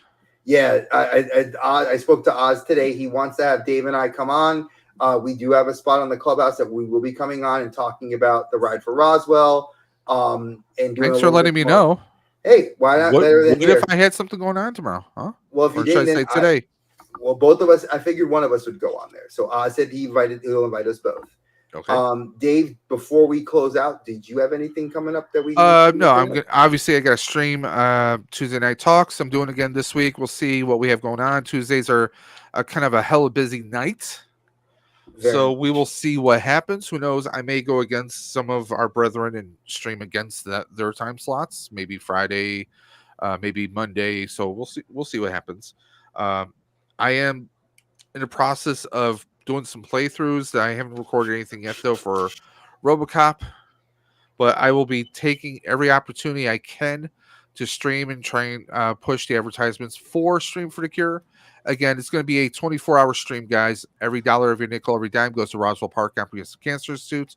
You can follow me on my Instagram, Dave's_Dimension. Obviously, Dave's Dimension on YouTube. And, of course, you can follow me on Twitter, even though I really don't post anything except for the streams and videos on Twitter. But you guys can find me there. If you have questions, comments, concerns, you can always email me at davesdimension78@gmail.com. But if you have ideas or promotions that you want to do with the Outer Dimensions podcast, there is the Outer Dimensions podcast at gmail.com, guys. So don't forget about that. But other than that, you just stay tuned and you'll see when we're going live. Archer's Nerdy Coffee back full time or not yet? Work in progress. I missed that. I used to love it, man. Especially now that I'm switching to morning shift. I would love to be zipping coffee, having you in the background instead of listening to calls. So please bring it back because I would. I can't imagine Dre with coffee. I drink coffee. That's just dangerous. I mean, you were having like mouth sex with the microphone. You're so close doing the ASMR, talking really loud. Oh, did you guys want me to bring that back when I did the comic book reading? I loved doing that. My wife laughed. She said, "You doing the comic book ASMR?" I was like, "Yes, in Venom." What was that? I just loved it because I was like, so easy. Oh, that's what fun. She said. But yeah, thank you guys again. I love all of you. Allison, you definitely did get comment of the night again. You have something going on that's not on the internet. Sus. I think that's the best comment for the night. We're gonna win de facto because you weren't on last week, so we missed you. But glad to have you on. She will be actually streaming with us on the live stream for the 24-hour live stream we're doing. She's going to be at the 5 a.m. Eastern Standard Time hour, and we're going to be coloring with her Back to the Future pages. So be looking forward to that. And it's funny. She says the city's so nice they named it twice. Can't wait for June. Exactly. Some surprises coming this year. Wink, wink. Pop, pop, fizz, fizz. So we'll see what happens. And don't forget, I just want to let him know, Beast, I know you're going to be on Omari. You will be coming on the show. I may want to change it, but I may be talking about changing up your topic because I think you hit some really good points today. But we'll see. But again, Archer, I love you, brother. We will, if we do it, I will try to schedule this a little further out into the summer because it will be easier to figure out what your schedule is, what my schedule is with the girls not in school. And I know we're not doing any cons this summer because we're doing Disney in the fall. So I may, if you get a Friday that you're available again, I'd love to bring you back to kind of continue this topic if you would like to. Yeah, sounds good. Sweet. All right. And, Well, and we Dave? could always look at different time slots because I know it is a bit late for many of us. Well, I'm going to be working till 5 o'clock on Fridays, Monday to Fridays. Uh-huh. So I will be able to go a lot earlier. So we may be looking to do like 7 or 8 o'clock, which I know is going to be going against KBG and a few other people. And I'm sorry, but we have to go based on what our times are because I'd rather be a little bit earlier than later. And respectfully, those are game streams versus a talk stream. So those are apples and oranges, guys. Because I myself, I have a 11 o'clock. I gotta be ready for a Motorama here in Buffalo, New York. Suiting up today and tomorrow. So Dave, you want to get us ready to close this out, Dave? What's your famous saying? Guys, keep on busting. You know what I'm gonna say. Dave always says it. I should copyright that when someone uses it. I know. I love it. I love it when he does it. When Archer says it, I love it. It's no. I don't say it. Dave says it. He sees them on videos. Yeah. But guys, catch you guys on the flip side. And as Dre always likes to say, watch your head on your way out through the portal, guys. We'll catch you later. Bye. Dre and Dave hit it hard in the dark, spinning tales from the void, never